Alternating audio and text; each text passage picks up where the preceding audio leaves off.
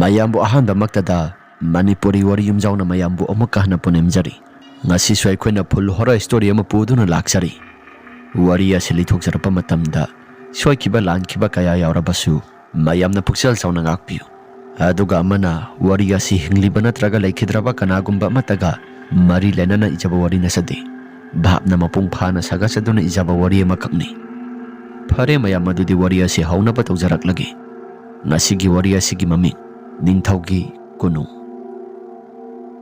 Buddha amadi Gautam mamanaba yamna luna tinaba mamanaba amakakni Roson suni Roson tasena hairabada mamanaba Gautam amadi Buddha mabani na tinariba sigumna Roson di kaya thoina naknabadi odi tinbudi adumak tinay noong manumit ama bazardagi halai Buddha si Buddha na asumna halakpada makoy gilayrak sang pamda yorakpani madugi tanjaduda Gautam sulai Gautam na Itaw Buddha, kaday ta na sa luribano?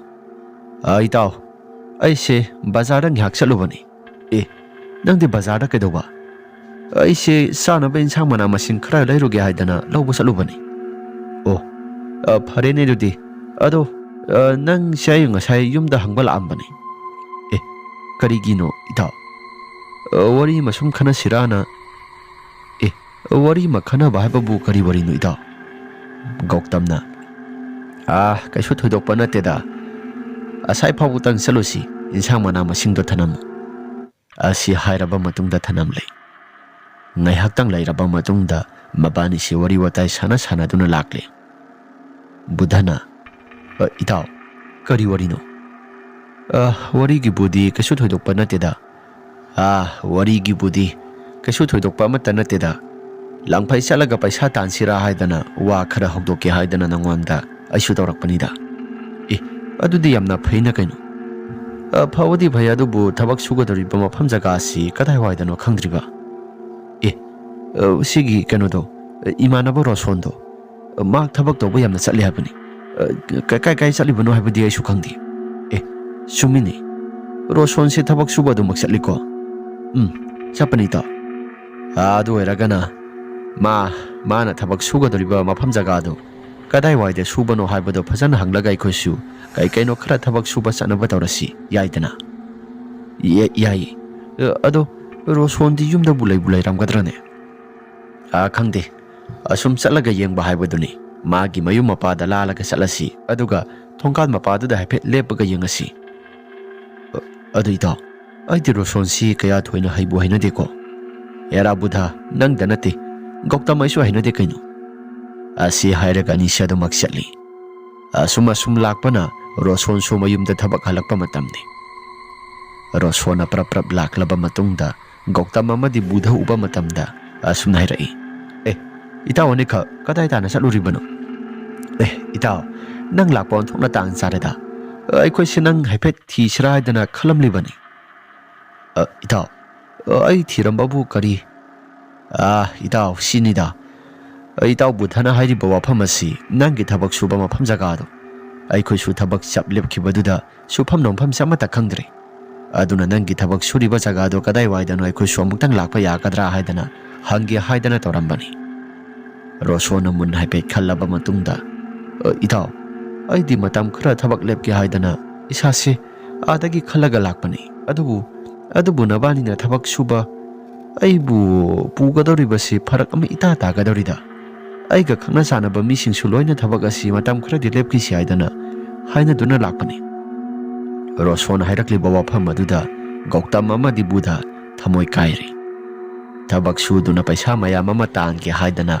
wakal sagatuna lakpa mayam singado Roson gi kaisu leitraba wafam amaduda makhoi se loina thamoi kaiba haibado oire Rosona itaw thabak suge hairagana matam khara khajektang ngaibe yaroidra Roson gi wahai aduda Gautam amadi Buddhana itaw yabudi aida kasu kaidawagi yaroidaino adubu paisa se prap taningakpai wanida itaw paisa tambagi wabudi taningai ngaktanida ado asi hairaga Roson su tumina laiki Roson gi matawduda anidok munna yengnai aduga Buddhana hairakle itaw nangna tumina lairibaduna karigi aha 세, 이다, 너코이 아니부 타박시 타박 와다나 पैसा फंगबा नखुसु लोइना पामलमगनिदा अनिदो पामी हाइदना हाइरकले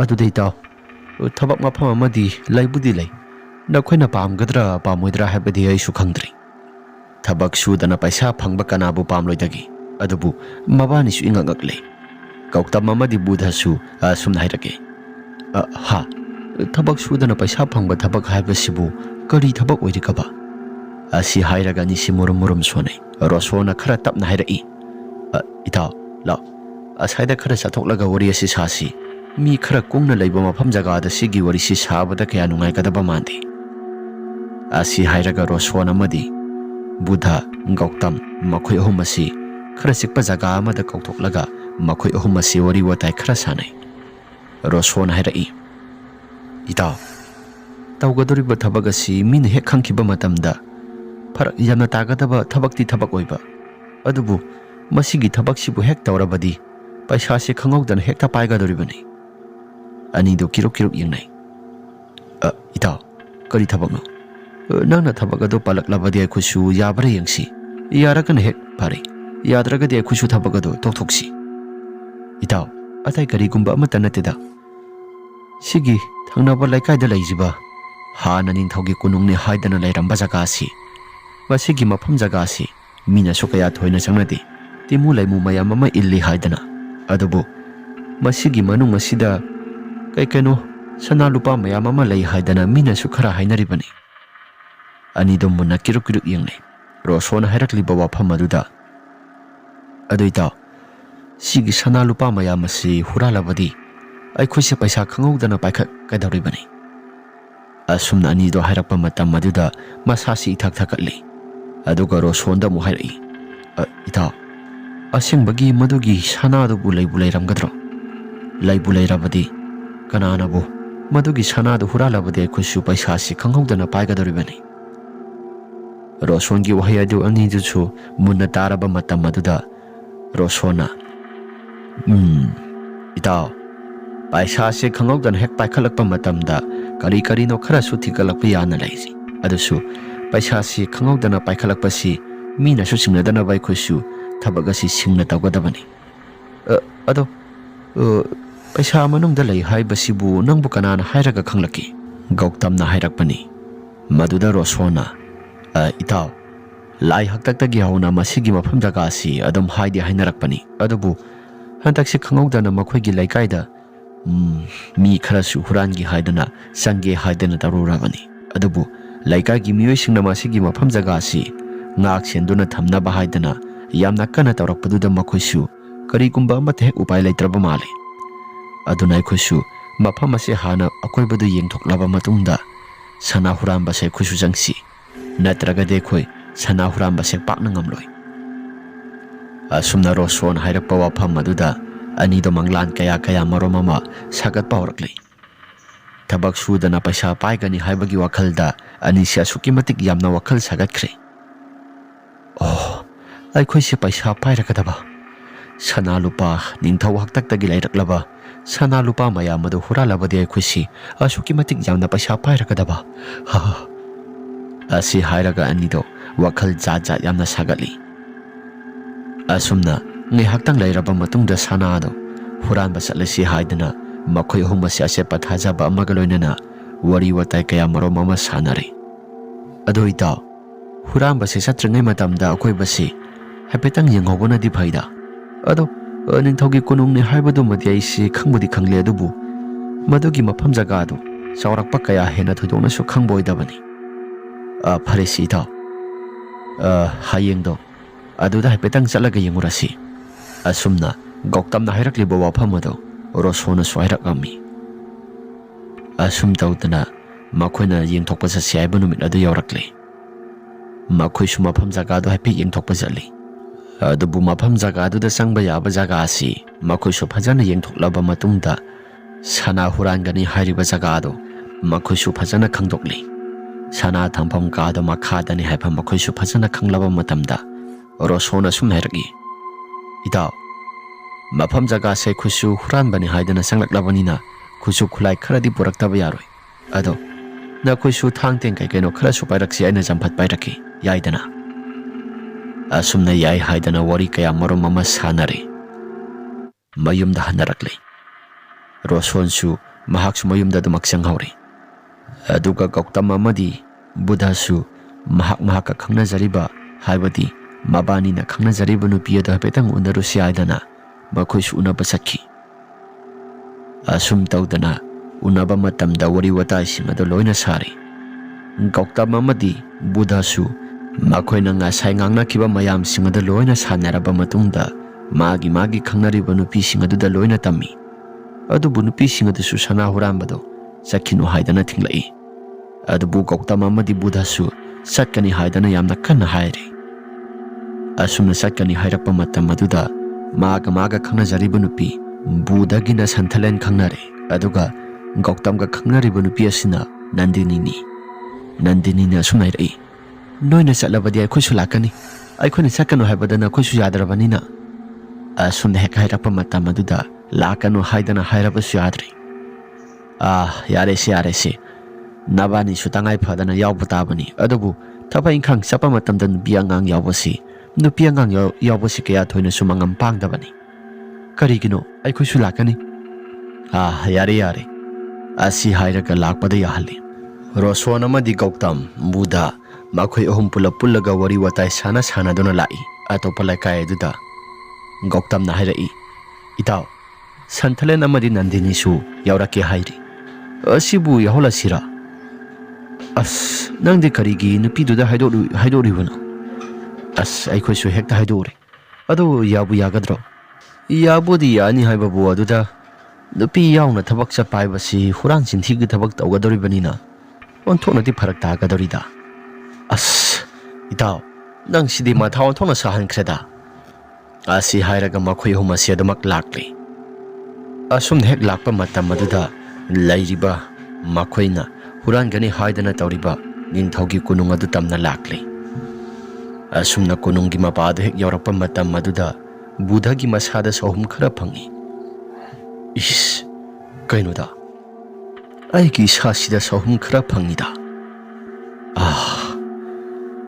ꯁꯤꯒꯤ ꯀꯣꯅꯨꯡ ꯃꯅꯨꯡ ꯑꯁꯤꯗ ꯀꯔꯤꯒꯨꯝꯕ ꯈꯔ ꯂꯩꯕ꯭ꯔꯥ ꯂꯩꯔꯝꯒꯗꯕꯁꯨ ꯃꯥꯟꯗꯦ ꯑꯗꯨꯕꯨ ꯇꯧꯔꯤꯕ ꯑꯩꯒꯤ ꯏꯁꯥꯗ ꯐꯪꯂꯤꯕ ꯁꯥꯎꯍꯨꯝꯁꯤꯅ ꯇꯥꯛꯄꯗꯤ ꯀꯔꯤꯒꯨꯝꯕ ꯈꯔꯗꯤ ꯂꯩꯔꯅ ꯑꯁꯤ ꯍꯥꯏꯔꯒ ꯕꯨꯙꯁꯨ ꯋꯥꯈꯜꯗ ꯈꯜꯂꯤ ꯉꯥꯏꯍꯥꯛꯇꯪ ꯂꯩꯔꯕ ꯃꯇꯨꯡꯗ ꯀꯣꯅꯨꯡꯒꯤ ꯑꯀꯣꯏꯕꯗꯨ ꯃꯗꯨꯗ ꯌꯧꯔꯛꯂꯤ ꯑꯁꯨꯝꯅ ꯍꯦꯛ ꯌꯧꯔꯛꯄ ꯃꯇꯝ ꯑꯗꯨꯗ ꯃꯈꯣꯏ ꯑꯍꯨꯝ ꯑꯁꯤ ꯀꯔꯤꯒꯨꯝꯕ ꯑꯃ ꯏꯇꯧ ꯇꯧꯔꯝꯃꯤ ꯒꯧꯇꯝꯅ ꯏꯇꯥꯎ ꯃꯐꯝ ꯖꯒꯥ ꯑꯁꯤ ꯌꯦꯡꯕ ꯃꯇꯝꯗ ꯁꯨꯛ ꯈꯔ ꯁꯨꯛꯏ ꯏꯇꯥꯎ ꯑꯗꯨꯒꯤꯗꯃꯛꯇꯗꯤ ꯀꯩꯁꯨ ꯊꯣꯏꯗꯣꯛꯅ ꯈꯜꯂꯨꯅꯨꯗ ꯁꯨꯛꯄꯁꯤꯃꯗꯤ ꯑꯩꯈꯣꯏꯅ ꯍꯦꯛ ꯆꯪꯕ ꯃꯇꯝꯗ ꯃꯁꯤꯒꯤ ꯃꯐꯝ ꯖꯒꯥ ꯑꯁꯤ ꯃꯤꯁꯨ ꯍꯥꯟꯅ ꯀꯅꯥꯒꯨꯝꯕ ꯑꯃꯠꯇ ꯍꯦꯛ ꯂꯩꯅꯗ꯭ꯔꯕ ꯆꯍꯤ ꯂꯤꯁꯤꯡ ꯀꯌꯥꯃꯨꯛꯀꯤ ꯃꯃꯥꯡꯗꯒꯤ ꯀꯔꯤꯒꯨꯝꯕ ꯑꯃꯠꯇ ꯍꯦꯛ ꯂꯩꯔꯛꯇ꯭ꯔꯕꯅꯤ ꯑꯗꯨꯅ ꯃꯐꯝ ꯖꯒꯥ ꯑꯁꯤ ꯑꯩꯈꯣꯏꯁꯨ ꯆꯪꯕ ꯃꯇꯝꯗ ꯀꯔꯤꯒꯨꯝꯕ ꯈꯔꯗꯤ ꯑꯗꯨꯃꯛ ꯇꯧꯕ ꯌꯥꯏ ꯑꯗꯨꯅ ꯈꯨꯠꯇ ꯃꯩ ꯑꯁꯦꯡꯕ ꯈꯔ ꯄꯥꯏꯔꯒ ꯑꯗꯨꯃꯛ ꯂꯥꯛꯀꯗꯕꯅꯤ ꯑꯗꯨ ꯏꯇꯥꯎ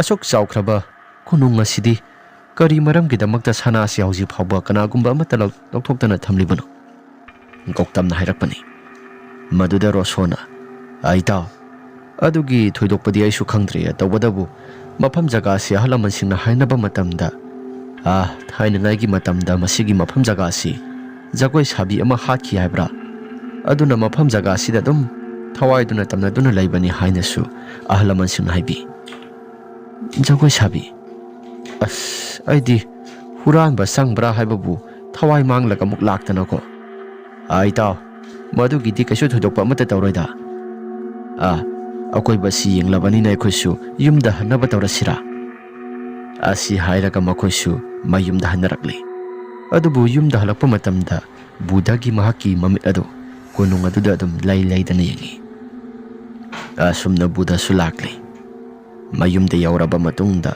ꯃꯈꯣꯏꯁꯨ ꯀꯩꯅꯣ ꯋꯥꯈꯔ ꯈꯟꯅꯔꯝꯃꯤ ꯁꯅꯥ ꯍꯨꯔꯥꯟꯕ ꯆꯠꯀꯅꯤ ꯍꯥꯏꯗꯅ ꯇꯧꯔꯤꯕꯁꯤꯁꯨ ꯃꯌꯨꯝꯒꯤ ꯃꯤꯁꯤꯡꯗ ꯀꯔꯤꯒꯨꯝꯕ ꯑꯃꯠꯇ ꯈꯪꯍꯟꯕ ꯅꯠꯇꯦ ꯑꯁꯨꯝꯅ ꯉꯥꯏꯍꯥꯛꯇꯪꯒꯤ ꯃꯇꯨꯡꯗ ꯃꯈꯣꯏꯁꯤ ꯆꯥꯛ ꯏꯁꯤꯡ ꯆꯥꯅꯕ ꯂꯣꯏꯁꯤꯜꯂꯕ ꯃꯇꯨꯡꯗ ꯑꯗꯨꯝ ꯄꯣꯊꯥꯅꯈ꯭ꯔꯦ ꯕꯨꯙꯁꯨ ꯇꯨꯝꯊꯕ ꯌꯥꯗ꯭ꯔꯦ ꯃꯁꯥꯁꯤ ꯀꯔꯤꯒꯨꯝꯕ ꯑꯃꯅ ꯏꯇꯧ ꯇꯧꯕꯒꯨꯝ ꯀꯣꯅꯨꯡꯁꯤꯗ ꯌꯥꯝꯅ ꯂꯥꯛꯅꯤꯡꯕꯒꯨꯝꯅ mahaki masada sarangnabasi kaya thoidokna phawba horaklami. As kunung asi sana leire khanglabanina isu isasi prap hekta chatningida. Mafam jaga sida isu sakadoribasi hayengniko. Phare hayenggi numit taba phawbada ngaigadoribasi onthokna wagadorida. Asi hairaga Buddha sodumak tumthakre. Mamang oi hawai karigumba khara masak masa khangdabu nupi amana koilai leiduna mahaki masa sigi akoibada adumak satuna mahak sanabagumna sahum khara phangbagum mamang asida phawba horaklabani. Tauriba pumnamak sing karino haibadi amata khangba nate. Buddha sumikap thorakle aduga mahaki masa si humang na pikanglaga wakhalda sumna khale. Aigi mang asida kanagumba nupi amana laidana sanaribasi si boygi wakhalnara natragana mangla taibangla mangdani ukiba pumnamak sing adu mangda ngaktani. Pung kaya tarage haidana yingri. Pung adu nongalamdagi pung 3 taraga leirami. Pung 3 khara helaklaba. Phare aisu tumthanaba tawrage. Tumthaba samata yaroidri. Tumaroigida. Asi hairaga tumthagi haidana hotnarabasu tumthaba mate hek yadrabani. Nongan tholakli. Makhoi si satnaba haidana wari watai khara sanari. Santhalen amadi Nandani su wari watai khara sanaraba matungda makhoi su satnaba haidana yamna kana tawrami. Sana huramba sangadoribasi mafam jaga asida numit kayani leirakadoribano haibado makhoi su imu manungsingda karigumba amata haidi. Lam jaga amada saksanaba satkani mamanaba singa saksanaba sakchakani haidana makhoi su kaino khara haijilami yumgi ahalaman singda. Asum tawdana numidang wairamgi matam yorakle. Makhoi se satnaba haidana marang tawba honaraklaba matam maduda Santhalen su asum nairi. Ita Nandini. Aikhoina sakadoriba mafam jaga asi kaisu thoidokpa kaiba amata tawraidabra. Lai haktaktagi hongna kunung oiduna laklaba mafam jaga ni. Thainangaigi mafam jaga asi kaikeno su yamna su hainabani. Ita kaisu thoidokpa amata tawroida. As hoida adum satlageda aikhoi ani khakta suna tabasibu asi hairaga anido adumak makhoi ohumgi matung ina duna lakle. Mafam jaga du yoraba matam maduda Santhalengi masada karigumba kharasu sanil khara phangi. Mahaki nakong asida nungsit oi kariboi murum swolaga ururu launa sitpagi makhola mata ba horakle. Nungsit adugi tanthaduda nupi amana murum swolaga akoibada satpagi khonjel asi adumak lepa leitana taraklami. Atai satliba sing adudi karigumba amata su taba nate. Santhalena aigi nakongda tarakliba si karino. Nupi amana murum swolaga satpagumna makhol khara taribasi si boygi nakongnara natraga karino. Asi hairaga wakhalda su jaja yamna khanba horakle. Ngai haktang lairaba matungda Santhalena sumnairai. Aigi wakhalna khanba oiramganida. Sitliba nungsit asi sidai sida kanagumba amagi murum sonbagumna tai hairibasi aigi wakhalna nida. Aina taraklabadi atai sisu loina taba yai adubu kanagumba amata tadribasinadi basi aigi wakhalna oiramganida. Asi hairaga Santhalen su jajaki wakhal yamna khalli. Ngai haktang lairaba matungda makhoi su kununggi akoibaduda haipet chatlamlaba matungda numit tarum tawraklaba matam kanagumba amata yumdagi mapal thoknartraba matam maduda makhoi su sangba yare khallaga kununggi maning thangba saruk adomda mingsel ama hogairaba matamda makhoi si sangba horakle. Mingsel adu tapna thugairaba matungda makhoi si sanglakpada hingai manam oi kariboi khara namlaga manam namthiba khara namlaga makhoi si manungda sanglakpani. As manam masidi onthokna namthikhreda. Itaw mana masidi onthokna namthikhreda. Goktamna hairakpani. Itaw kuina lairakpanina manamdi khara sianba yai ado nato melaga dum sasida. Asi hairaga makhoi si makhutta pairakpa torsado kap-kaptana yengba lai. Asumna kap-kaptana lakpa matam maduda thainangaigi ningthongna leiramba kunung oibanina mafam jaga asisu yamna ka hena saubana mafam jaga asi maina sinba thungna yau haibadi yaramde. Asuki matik yamna phajai. Kunung asi thainangaigi ningthau oiramba jaga oibanina ꯑꯁꯨꯛꯀꯤ ꯃꯇꯤꯛ ꯌꯥꯝꯅ ꯆꯥꯎꯔꯒ ꯌꯦꯡꯕꯗ ꯐꯖꯕ ꯍꯥꯏꯕꯗꯨ ꯑꯣꯏꯔꯝꯃꯤ꯫ ꯑꯁꯨꯝ ꯇꯧꯗꯅ ꯃꯈꯣꯏꯁꯨ ꯃꯐꯝ ꯖꯒꯥꯁꯤ ꯂꯩ ꯂꯩꯗꯅ ꯌꯦꯡꯕ ꯃꯇꯝ ꯑꯗꯨꯗ ꯁꯟꯊꯂꯦꯟ ꯑꯁꯨꯝꯅ ꯈꯜꯂꯛꯏ, ꯑꯣꯟꯊꯣꯛꯅ ꯆꯥꯎꯈ꯭ꯔꯦꯗ, ꯑꯁꯨꯛ ꯌꯥꯝꯅ ꯆꯥꯎꯈ꯭ꯔꯕ ꯀꯣꯅꯨꯡ ꯑꯁꯤꯗ ꯄꯣꯠꯆꯩ ꯃꯥꯟꯖꯥꯡ ꯃꯌꯥꯝ ꯑꯁꯤ ꯍꯨꯟꯗꯣꯛꯇꯨꯅ ꯊꯅꯝꯂꯤꯕ꯭ꯔꯥ ꯅꯠꯇ꯭ꯔꯒ ꯁꯅꯥ ꯃꯌꯥꯝ ꯑꯁꯤ ꯃꯇꯧ ꯀꯔꯝꯅ ꯊꯅꯝꯂꯤꯕꯖꯥꯠꯅꯣ? ꯑꯁꯤ ꯍꯥꯏꯔꯒ ꯃꯈꯣꯏꯁꯤ ꯀꯔꯤꯒꯨꯝꯕ ꯑꯃꯠꯇꯗꯤ ꯇꯧꯔꯛꯇꯦ꯫ ꯑꯗꯨꯕꯨ ꯁꯟꯊꯂꯦꯟꯒꯤ ꯋꯥꯈꯜꯗ ꯀꯔꯤꯒꯨꯝꯕ ꯑꯃ ꯈꯜꯂꯒ ꯂꯥꯛꯄ ꯃꯔꯝꯅ ꯃꯐꯝ ꯖꯒꯥꯁꯤꯁꯨ ꯍꯤꯡꯒꯥꯏ ꯃꯅꯝ ꯑꯣꯏꯅ ꯅꯝꯕꯗꯨꯗ ꯃꯍꯥꯛꯀꯤ ꯋꯥꯈꯜꯗ ꯀꯔꯤꯒꯨꯝꯕ ꯑꯃ ꯈꯜꯂꯛꯂꯤ꯫ ꯍꯤꯡꯒꯥꯏ ꯃꯅꯝ ꯑꯣꯏꯅ ꯅꯝꯕ ꯖꯒꯥꯁꯤ ꯂꯥꯏꯒꯤ ꯇꯤꯟꯒꯤ ꯃꯊꯤ ꯐꯣꯡꯕ ꯖꯒꯥꯅꯤ ꯍꯥꯏꯅꯗꯨꯅ ꯑꯍꯜ ꯂꯃꯟꯁꯤꯡꯅ ꯂꯥꯛꯂꯤꯕꯅꯤ꯫ ꯃꯐꯝ ꯖꯒꯥꯁꯤ ꯍꯤꯡꯒꯥꯏ ꯃꯅꯝ ꯑꯣꯟꯊꯣꯛꯅ ꯍꯦꯛ ꯅꯝꯈ꯭ꯔꯦꯗ꯫ ꯑꯁꯤ ꯍꯥꯏꯔꯒ ꯁꯟꯊꯂꯦꯟꯁꯨ ꯍꯤꯡꯒꯥꯏ ꯃꯅꯝ ꯑꯗꯣ ꯈꯥꯡꯅ ꯃꯍꯥꯛꯁꯨ ꯃꯈꯨꯠꯇ ꯄꯥꯏꯔꯤꯕ ꯇꯣꯔꯁ ꯑꯗꯣ ꯃꯗꯨ ꯄꯥꯏꯔꯒ ꯑꯗꯨꯃꯛ ꯂꯥꯛꯏ꯫ ꯑꯁꯨꯝꯅ ꯍꯦꯛ ꯂꯥꯛꯄ ꯃꯇꯝ ꯑꯗꯨꯗ ꯆꯥꯎꯔꯕ ꯀꯥꯗꯨꯒꯤ ꯍꯦꯛ ꯅꯥꯀꯜ ꯊꯪꯕ ꯁꯔꯨꯛꯇ ꯆꯪꯐꯝ ꯀꯥ ꯑꯃ ꯂꯩ꯫ ꯀꯥ ꯑꯃꯒꯤ ꯆꯪꯐꯝ ꯖꯒꯥꯗꯨꯗ ꯀꯔꯤꯒꯨꯝꯕ ꯃꯃꯤ ꯑꯃ ꯇꯕꯤꯠ ꯂꯥꯎꯅ ꯌꯥꯝꯅ ꯌꯥꯡꯅ ꯆꯦꯟꯈꯤꯕꯒꯨꯝꯅ ꯃꯃꯤ ꯁꯥꯃꯤ ꯑꯣꯏꯅ ꯎꯍꯧꯔꯤ꯫ ꯃꯗꯨ ꯎꯔꯨꯕ ꯃꯇꯝꯗ ꯁꯟꯊꯂꯦꯟ ꯃꯁꯥꯁꯦ ꯀꯔꯤꯅꯣ ꯍꯥꯏꯗꯅ ꯃꯃꯤ ꯑꯗꯨꯒꯤ ꯃꯥꯏꯀꯩ ꯇꯝꯅꯗꯨꯃꯛ ꯀꯥꯞꯇꯅ ꯃꯩ ꯑꯗꯨ ꯂꯥꯛꯏ꯫ ꯑꯗꯨꯕꯨ ꯀꯔꯤꯒꯨꯝꯕ ꯑꯃꯠꯇ ꯍꯦꯛ ꯎꯈꯤꯗ꯭ꯔꯦ꯫ ꯁꯟꯊꯂꯦꯟꯅ, ꯍꯧꯖꯤꯛꯇ ꯎꯈꯤꯕꯗꯨꯕꯨ ꯀꯔꯤꯅꯣ? ꯑꯩꯒꯤ ꯋꯥꯈꯜꯅꯔꯥ ꯅꯠꯇ꯭ꯔꯒ ꯀꯔꯤꯅꯣ? ꯑꯩꯒꯤ ꯏꯃꯤ ꯑꯣꯏꯔꯝꯕꯁꯨ ꯌꯥꯏꯗ꯫ ꯑꯁꯤ ꯍꯥꯏꯔꯒ ꯁꯟꯊꯂꯦꯟꯁꯨ ꯑꯗꯨꯝ ꯃꯩ ꯑꯗꯨ ꯀꯥꯞꯇꯅ ꯂꯥꯛꯄ ꯃꯔꯝꯅ ꯆꯥꯎꯔꯕ ꯀꯔꯤꯒꯨꯝꯕ ꯄꯣꯠꯁꯛ ꯑꯃ ꯈꯟꯗꯨꯅ ꯊꯝꯂꯤꯕꯗꯣ ꯃꯗꯨ ꯎꯔꯝꯃꯤ꯫ ꯁꯟꯊꯂꯦꯟꯅ, ꯁꯤꯕꯨ ꯂꯥꯏꯒꯤ ꯊꯥꯏꯅꯉꯩ ꯃꯇꯝꯒꯤ ꯃꯤꯡꯁꯦꯜ ꯀꯥꯏꯗꯣ ꯑꯣꯏꯔꯤꯕ ꯖꯥꯠꯂꯥ?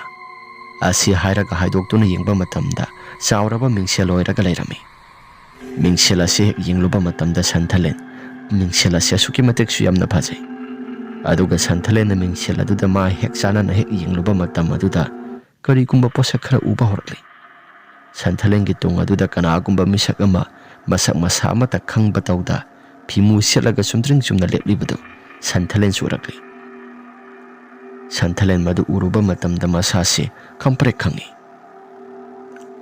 ꯀꯩꯅꯣ ꯁꯤꯗꯤ? ꯑꯁꯤ ꯍꯥꯏꯔꯒ ꯃꯃꯥꯏꯁꯦ ꯐꯠ ꯂꯩꯊꯣꯔꯛꯄ ꯃꯇꯝ ꯑꯗꯨꯗ ꯀꯅꯥꯒꯨꯝꯕ ꯑꯃꯠꯇ ꯍꯦꯛ ꯂꯩꯔꯝꯗ꯭ꯔꯤ꯫ ꯑꯁꯨꯝꯅ ꯍꯦꯛ ꯇꯧꯔꯤꯕ ꯃꯑꯣꯡ ꯃꯇꯧꯁꯤꯡ ꯑꯁꯤꯗ ꯁꯟꯊꯂꯦꯟꯁꯨ ꯃꯁꯥꯒꯤ ꯃꯇꯧ ꯑꯗꯨꯗ ꯄꯪꯀꯤꯗ ꯀꯤꯔꯛꯂꯝꯃꯤ꯫ ꯃꯤꯡꯁꯦꯜꯗ ꯑꯃꯨꯛ ꯌꯦꯡꯉꯤ꯫ ꯍꯧꯖꯤꯛ ꯃꯍꯥꯛꯀꯤ ꯇꯨꯡꯗ ꯂꯦꯞꯂꯝꯕ ꯃꯤꯇꯝ ꯑꯗꯣ ꯃꯗꯨꯒ ꯆꯞ ꯃꯥꯟꯅꯕ ꯑꯃꯒ ꯑꯃꯨꯛꯁꯨ ꯂꯦꯞꯄꯒ ꯂꯩꯔꯝꯃꯤ꯫ ꯍꯟꯗꯛꯃꯨꯛꯇꯤ ꯃꯃꯥꯏꯁꯦ ꯈꯪꯂꯩ ꯂꯩꯊꯣꯛꯇꯨꯅ ꯌꯦꯡꯂꯛꯄ ꯃꯇꯝ ꯑꯗꯨꯗ ꯀꯅꯥꯒꯨꯝꯕ ꯃꯤꯁꯛ ꯑꯃꯅ ꯌꯥ ꯍꯥꯏꯔꯒ ꯂꯥꯎꯔꯛꯂꯝꯃꯤ꯫ ꯍꯟꯗꯛꯃꯨꯛꯇꯤ ꯅꯟꯗꯤꯅꯤꯅ ꯑꯣꯏꯔꯝꯃꯤ꯫ ꯑꯁ ꯍꯤꯡꯆꯥꯕꯤ, ꯅꯪ ꯑꯣꯏꯔꯦ꯫ ꯉꯁꯥꯏꯗꯒꯤ ꯑꯩꯗꯤ ꯖꯥꯠ ꯌꯥꯝꯅ ꯈꯜꯂꯨꯔꯕꯅꯤ꯫ ꯑꯩꯗꯤ ꯍꯧꯖꯤꯛꯋꯥꯏꯗ ꯂꯥꯛꯄꯗ ꯉꯥꯏꯔꯤꯁꯤꯕꯣ? ꯅꯪꯗꯤ ꯉꯁꯥꯏ ꯃꯈꯩ ꯀꯗꯥꯏ ꯇꯥꯅ ꯆꯠꯂꯨꯔꯤꯕꯅꯣ? ꯑꯩꯅ ꯑꯁꯨꯝꯗ ꯂꯥꯛꯑꯣ ꯍꯥꯏꯕꯗꯤ ꯅꯪꯗꯤ ꯑꯃꯠꯇ ꯇꯥꯁꯨ ꯇꯥꯗꯅ꯫ ꯀꯩꯅꯣ ꯍꯥꯏꯔꯤꯁꯤꯕꯣ? ꯑꯩꯗꯤ ꯅꯣꯏꯒꯤ ꯇꯨꯡ ꯏꯟꯅꯔꯤꯕꯅꯤ ꯍꯥꯏꯗꯅ ꯏꯟꯅꯔꯒ꯫ ꯌꯥꯔꯦ ꯏꯕꯦꯝꯃ, ꯅꯪꯅ ꯀꯗꯥꯏ ꯇꯥꯅ ꯆꯠꯂꯨꯔꯤꯕꯅꯣ? ꯑꯩꯅ ꯑꯁꯨꯝꯗ ꯂꯥꯛꯑꯣ ꯍꯥꯏꯕꯗ ꯅꯪꯗꯤ ꯀꯔꯤꯒꯨꯝꯕ ꯑꯃꯠꯇꯁꯨ ꯇꯥꯈꯤꯗ꯭ꯔꯕꯅꯤ꯫ ꯅꯨꯄꯥꯁꯤꯡ ꯑꯗꯨꯁꯨ ꯅꯪ ꯂꯥꯛꯇ꯭ꯔꯦ ꯍꯥꯏꯕꯗꯨꯗ ꯅꯪ ꯂꯧꯕ ꯂꯥꯛꯏꯕꯅꯤ꯫ ꯀꯩꯅꯣ ꯍꯥꯏꯁꯤꯕꯣ? ꯒꯧꯇꯝꯒ ꯑꯩꯒ ꯄꯨꯂꯞ ꯄꯨꯟꯅ ꯆꯠꯃꯤꯟꯅꯈꯤꯕꯅꯤ, ꯑꯗꯨꯒ ꯅꯪꯁꯨ ꯌꯥꯎꯅ, ꯑꯗꯨꯒ ꯃꯈꯣꯏꯅ ꯅꯣꯏꯅ ꯑꯩꯁꯦ ꯐꯪꯗꯦ ꯍꯥꯏꯔꯤꯕꯁꯤꯕꯨ ꯀꯃꯥꯏꯅ?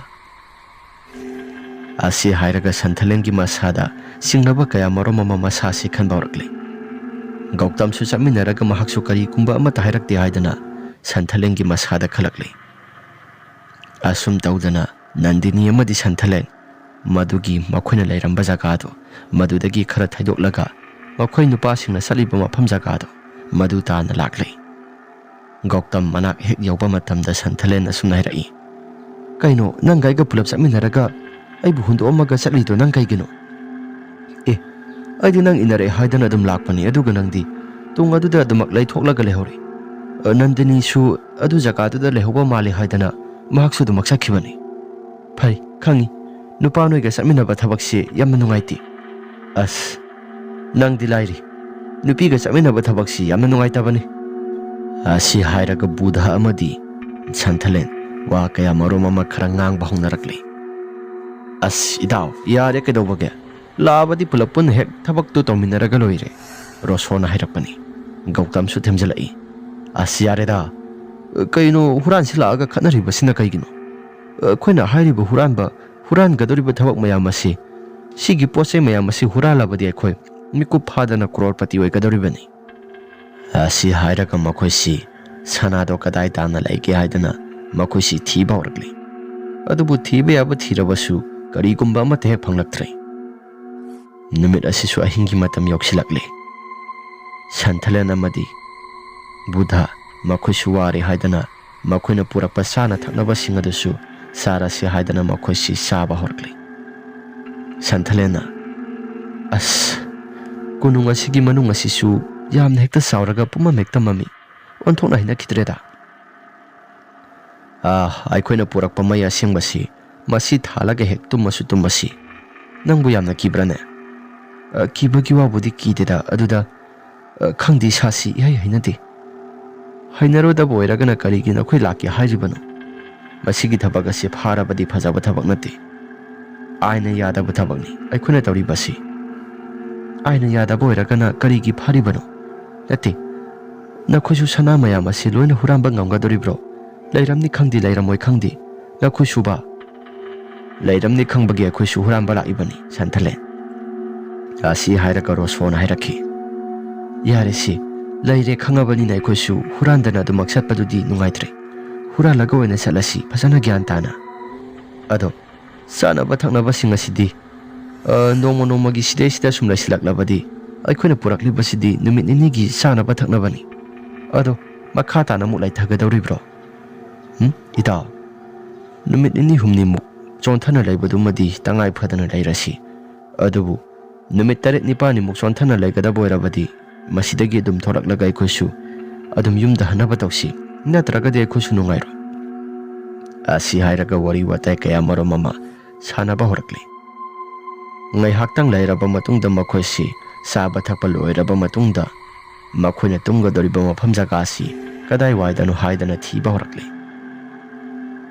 ꯑꯁꯨꯝ ꯇꯧꯗꯨꯅ ꯈꯔ ꯆꯥꯎꯕ ꯀꯥ ꯑꯃ ꯌꯦꯡꯂꯤ꯫ ꯀꯥ ꯑꯁꯤ ꯊꯣꯡ ꯍꯥꯡꯗꯣꯛꯂꯕ ꯃꯇꯨꯡꯗ ꯃꯈꯣꯏꯁꯨ ꯃꯅꯨꯡꯗ ꯆꯪꯁꯤꯜꯂꯛꯂꯤ꯫ ꯑꯗꯨꯒ ꯃꯐꯝ ꯑꯁꯤꯗ ꯃꯈꯣꯏ ꯊꯥꯔꯒ ꯑꯗꯨꯃꯛ ꯇꯨꯝꯂꯁꯤ ꯍꯥꯏꯗꯅ ꯃꯈꯣꯏ ꯋꯥ ꯀꯌꯥ ꯃꯔꯨꯝ ꯑꯃ ꯉꯥꯡꯕ ꯍꯧꯅꯔꯛꯂꯤ꯫ ꯑꯁꯨꯝꯅ ꯉꯥꯏꯍꯥꯛꯇꯪꯒꯤ ꯃꯇꯨꯡꯗ ꯃꯈꯣꯏꯁꯨ ꯑꯗꯨꯃꯛ ꯇꯨꯝꯊꯅꯕ ꯍꯥꯏꯗꯅ ꯃꯔꯥꯡ ꯃꯔꯥꯡ ꯇꯧꯅꯔꯛꯂꯕꯅꯤ꯫ ꯉꯥꯏꯍꯥꯛꯇꯪꯒꯤ ꯃꯇꯨꯡꯗ ꯃꯈꯣꯏ ꯃꯌꯥꯝ ꯑꯁꯤ ꯂꯣꯏꯅ ꯇꯨꯝꯊꯅꯈ꯭ꯔꯦ꯫ ꯑꯁꯨꯝꯅ ꯇꯨꯝꯊꯈ꯭ꯔꯕ ꯃꯇꯨꯡꯗ ꯁꯟꯊꯂꯦꯟꯒꯤ ꯃꯃꯪꯗ ꯃꯈꯣꯏꯅ ꯇꯨꯝꯂꯤꯕ ꯀꯣꯅꯨꯡ ꯑꯁꯤꯒꯤ ꯃꯅꯨꯡ ꯑꯁꯤꯗ ꯀꯔꯤꯒꯨꯝꯕ ꯃꯈꯣꯜ ꯈꯔ ꯇꯥꯕ ꯍꯧꯔꯛꯂꯤ꯫ ꯑꯗꯨꯒ ꯌꯦꯡꯍꯩꯗ꯭ꯔꯕ ꯀꯌꯥ ꯃꯔꯨꯝ ꯑꯃ ꯌꯦꯡꯕ ꯍꯧꯔꯛꯂꯤ꯫ ꯀꯣꯅꯨꯡ ꯑꯁꯤꯗ ꯏꯅ ꯄꯨꯡꯉꯥꯡ ꯉꯥꯡꯂꯒ ꯍꯦꯛꯇ ꯄꯨꯝꯆꯥꯏ ꯆꯥꯏꯔꯒ ꯀꯥ ꯈꯨꯗꯤꯡꯒꯤ ꯁꯤꯟꯕ ꯊꯨꯡꯅ ꯂꯣꯏꯅ ꯄꯨꯝꯆꯥꯏ ꯆꯥꯏꯔꯒ ꯃꯈꯣꯏꯅ ꯇꯨꯝꯂꯤꯕ ꯀꯥ ꯑꯁꯤ ꯃꯁꯤ ꯌꯧꯔꯛꯂꯤ꯫ ꯇꯥꯟꯖꯥ ꯑꯁꯤꯗ ꯁꯟꯊꯂꯦꯟ ꯃꯍꯥꯛꯁꯨ ꯃꯤꯀꯞ ꯊꯣꯛꯂꯤꯕꯅꯤ ꯍꯥꯏꯗꯅ ꯇꯧꯔꯛꯂꯤ꯫ ꯑꯁꯨꯝꯅ ꯁꯟꯊꯂꯦꯟꯅ ꯃꯤꯀꯞ ꯊꯣꯔꯛꯄ ꯃꯇꯝ ꯑꯗꯨꯗ ꯃꯍꯥꯛꯁꯨ ꯍꯥꯏꯐꯦꯠ ꯊꯣꯡꯖꯤꯄꯥꯟ ꯑꯗꯨꯗ ꯊꯣꯛꯂꯒ ꯌꯦꯡꯂꯨꯕꯅꯤ꯫ ꯑꯗꯨꯕꯨ ꯀꯅꯥꯒꯨꯝꯕ ꯑꯃꯠꯇ ꯍꯦꯛ ꯂꯩꯔꯝꯗꯦ꯫ ꯑꯁꯨꯝꯅ ꯁꯟꯊꯂꯦꯟꯅ ꯌꯦꯡꯂꯨꯕ ꯇꯥꯟꯖꯥꯗꯨꯗ ꯀꯅꯥꯒꯨꯝꯕ ꯑꯃꯠꯇꯁꯨ ꯂꯩꯇꯕ ꯑꯗꯨꯒ ꯍꯦꯛ ꯆꯪꯂꯒꯦ ꯇꯧꯕ ꯃꯇꯝ ꯑꯁꯤꯗ ꯏ ꯃꯔꯛ ꯑꯁꯤꯗ ꯀꯔꯤꯒꯨꯝꯕ ꯈꯣꯟꯖꯦꯜ ꯈꯔ ꯇꯥꯕ ꯍꯧꯔꯛꯂꯤ꯫ ꯏ ꯃꯔꯛ ꯑꯁꯤꯗ ꯑꯉꯥꯡ ꯑꯃꯅ ꯇꯕꯤ ꯇꯕꯤ ꯆꯦꯜꯂꯒ ꯈꯣꯡꯖꯤ ꯃꯈꯣꯜ ꯃꯌꯥꯝ ꯑꯁꯤꯅ ꯄꯨꯛꯅꯤꯡ ꯍꯦꯛꯇ ꯅꯤꯜꯂꯤ꯫ ꯃꯗꯨꯒꯤꯁꯨ ꯃꯊꯛꯇ ꯅꯨꯄꯤ ꯑꯃꯅ ꯍꯦꯛꯇ ꯍꯤꯛꯅ ꯍꯤꯛꯅ ꯀꯞꯄꯒꯨꯝꯅ ꯀꯣꯅꯨꯡ ꯑꯁꯤꯒꯤ ꯃꯅꯨꯡ ꯑꯁꯤꯗ ꯂꯦꯞꯄ ꯂꯩꯇꯅ ꯇꯥꯕ ꯍꯧꯔꯛꯂꯤ꯫ ꯅꯨꯄꯤ ꯑꯗꯨꯅ ꯀꯞꯂꯤꯕꯗꯨ ꯀꯗꯣꯝ ꯊꯪꯕ ꯁꯔꯨꯛꯇꯒꯤꯅꯣ ꯍꯥꯏꯕꯗꯤ ꯑꯃꯠꯇ ꯈꯪꯗꯦ꯫ ꯇꯧꯕꯇꯕꯨ ꯁꯟꯊꯂꯦꯟꯅ ꯇꯥꯔꯛꯂꯤꯕ ꯃꯥꯏꯀꯩ ꯑꯁꯣꯝꯗ ꯆꯠꯇꯅ ꯌꯦꯡꯂꯨꯕꯅꯤ꯫ ꯏ ꯃꯔꯛ ꯑꯗꯨꯗ ꯆꯠꯄꯗ ꯃꯁꯥꯁꯤꯁꯨ ꯅꯥꯟꯊꯣꯛꯒꯦ ꯍꯥꯏꯗꯅ ꯍꯦꯛ ꯍꯦꯛ ꯇꯧꯏ꯫ ꯁꯟꯊꯂꯦꯟ ꯃꯁꯥꯁꯦ ꯐꯥꯊꯔꯕ ꯃꯇꯨꯡꯗ ꯑꯗꯨꯃꯛ ꯆꯠꯂꯤ꯫ ꯑꯁꯨꯝꯅ ꯀꯥ ꯑꯃ ꯊꯣꯡ ꯀꯅꯥꯒꯨꯝꯕ ꯑꯃꯠꯇꯁꯨ ꯍꯥꯡꯗꯣꯛꯄ ꯉꯝꯈꯤꯗ꯭ꯔꯕ ꯉꯁꯥꯏ ꯃꯈꯣꯏꯅ ꯍꯥꯡꯗꯣꯛꯇꯨꯅ ꯌꯦꯡꯕꯗ ꯀꯅꯥꯒꯨꯝꯕ ꯑꯃꯠꯇꯅꯁꯨ ꯍꯥꯡꯗꯣꯛꯄ ꯉꯝꯈꯤꯗ꯭ꯔꯕ ꯊꯣꯡ ꯑꯃ ꯁꯟꯊꯂꯦꯟ ꯃꯁꯥ ꯃꯊꯟꯇꯅ ꯍꯥꯡꯗꯣꯛꯏ꯫ ꯀꯥ ꯃꯅꯨꯡ ꯑꯗꯨꯗꯤ ꯀꯔꯤꯒꯨꯝꯕ ꯑꯃꯠꯇꯁꯨ ꯇꯧꯔꯝꯗꯦ꯫ ꯑꯗꯨꯒ ꯀꯥ ꯃꯅꯨꯡ ꯑꯗꯨꯗ ꯀꯅꯥꯒꯨꯝꯕ ꯅꯨꯄꯤ ꯑꯃꯒꯤ ꯊꯋꯥꯏ ꯑꯃꯅ ꯁꯠ ꯂꯥꯎꯅ ꯍꯦꯛꯇ ꯄꯥꯏꯊꯣꯛꯈꯤꯕꯒꯨꯝꯅ ꯁꯟꯊꯂꯦꯟꯒꯤ ꯃꯁꯥꯗꯁꯨ ꯐꯥꯎꯔꯛꯄꯅꯤ꯫ ꯁꯟꯊꯂꯦꯟ ꯃꯗꯨ ꯎꯔꯨꯕ ꯃꯇꯝ ꯑꯗꯨꯗ ꯃꯁꯥꯁꯤ ꯆꯪꯂꯒꯦ ꯍꯥꯏꯗꯅ ꯍꯦꯛ ꯇꯧꯕ ꯃꯇꯝ ꯑꯗꯨꯗ ꯃꯍꯥꯛꯁꯨ ꯏ ꯃꯌꯥꯝ ꯑꯗꯨꯒꯤ ꯃꯔꯛꯇ ꯅꯥꯟꯊꯣꯛꯏ꯫ ꯁꯟꯊꯂꯦꯟꯅ ꯅꯥꯟꯊꯣꯛꯗꯨꯅ ꯂꯩꯔꯤꯉꯩ ꯃꯇꯝ ꯑꯗꯨꯗ ꯃꯊꯛ ꯊꯪꯕ ꯁꯔꯨꯛ ꯂꯩꯔꯤꯕ ꯁꯤꯔꯤ ꯊꯥꯛ ꯀꯥꯐꯝ ꯑꯗꯨꯗ ꯀꯅꯥꯒꯨꯝꯕ ꯅꯨꯄꯤ ꯑꯃ ꯇꯞꯅ ꯇꯞꯅ ꯀꯨꯝꯂꯛꯄꯒꯨꯝꯅ ꯃꯈꯣꯜ ꯈꯔ ꯇꯥꯕ ꯍꯧꯔꯛꯂꯤ꯫ ꯃꯈꯣꯜ ꯑꯗꯨ ꯇꯥꯕ ꯃꯇꯝꯗ ꯁꯟꯊꯂꯦꯟꯁꯨ ꯍꯥꯏꯐꯦꯠ ꯂꯩꯊꯣꯛꯇꯨꯅ ꯌꯦꯡꯂꯨꯏ꯫ ꯑꯗꯨꯕꯨ ꯀꯔꯤꯒꯨꯝꯕ ꯑꯃꯠꯇꯁꯨ ꯎꯗꯦ꯫ ꯁꯟꯊꯂꯦꯟꯅ "ꯏꯁ, ꯀꯩꯅꯣ ꯇꯧꯔꯤꯁꯤꯗꯤ?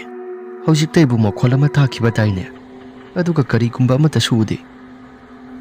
ꯑꯁꯤ ꯍꯥꯏꯔꯒ ꯁꯟꯊꯂꯦꯟꯁꯨ ꯋꯥꯈꯜꯗ ꯖꯥꯠꯀꯤ ꯌꯥꯝꯅ ꯈꯜꯂꯤ꯫ ꯉꯥꯏꯍꯥꯛꯇꯪ ꯂꯩꯔꯕ ꯃꯇꯨꯡꯗ ꯁꯟꯊꯂꯦꯟꯁꯨ ꯃꯍꯥꯛꯀꯤ ꯋꯥꯈꯜꯗ ꯀꯥ ꯃꯅꯨꯡ ꯑꯁꯤꯗ ꯄ꯭ꯔꯞ ꯆꯪꯕꯅ ꯐꯔꯅꯤ ꯍꯥꯏꯗꯅ mahaksu wakhal khalaklaba matam aduda prap sanglai. Asumna Santalena prap sangge haidan hek tawraklaba matam khongkap khara thangba horaklaba matam aduda ngasagi matawgumna istiara aduda karigumba khonjal khara taba horakle. Handa mukti nupi amana istiara sida kapna istiara sigi mathak thangba saruga sida kakhatpagi makholni. Santalena is kaino tarakliba khonjal asidi aibu mangla taibangla. Asi hairaga Santalen suadumak mahaki wakhalda khalakle. Aduga munna yengluba matamdana istiara aduda nupi amaga angang amaga sansara saraga yamna kiraba mawng amada satlibado Santalen surakle. Santalena istiara sida aidi onthona kikreda. Asi hairaga Santalen su wakhal jajat ki yamna khallaga lairingai matamdani mathak thangba saruga sidagi kanagumbu nupi amana yamna kana lauraga masase aphinga phaiona mami sami oina selaklibado Santalen su uri. Santalen madu uruba matamda mahaki masase kisu kire. Santalena mamai satlai thoraklaga satlaga haidan hek tawrakpa matam aduda mamang aduda kanagumbu nupi ama sumtring sumna leplaga lairami yamna kiraba sakpham amada nupi adugi phibam ado mamai nakal nama amana ipom le aduga nakal nama amana saru pola ngakta ngairaga isu sugapa makai yamna kiraba phibam amada lairami. Santalen madu uruba matam aduda masasi kampre khangni. Asumna Santalen su mahaki masasi su kibe mankibana mahaksu lauge haidana tawba matam aduda nupi aduna khawri saram aduda tap launa pairakle. Santalen su matawduda masado kampre khanglaga yamna kana lawi makut adu thadoknaba haidana yamna kana tawi adubu pakna ngamdri. Asumna makut adu thadokpa ngamda mikap thorakle. Santalena mikap tholakpa matamda mahak masagi makut aduna masa mathanta makhawri saram aduda pairaga lairami. Tauriba pumnamak singa sida Santalen masado kibana su thak nikle. Oh aina hauji ukhibado mangni ko mani mangni. Asi hairaga Santalen adumak mahaki wakhalda hauji ukhiba mayam pumnamak singado mangni haidana adu makhandokle. Makhona lonsilamba thong adu sumathanta hekta mathanta hangdorakle.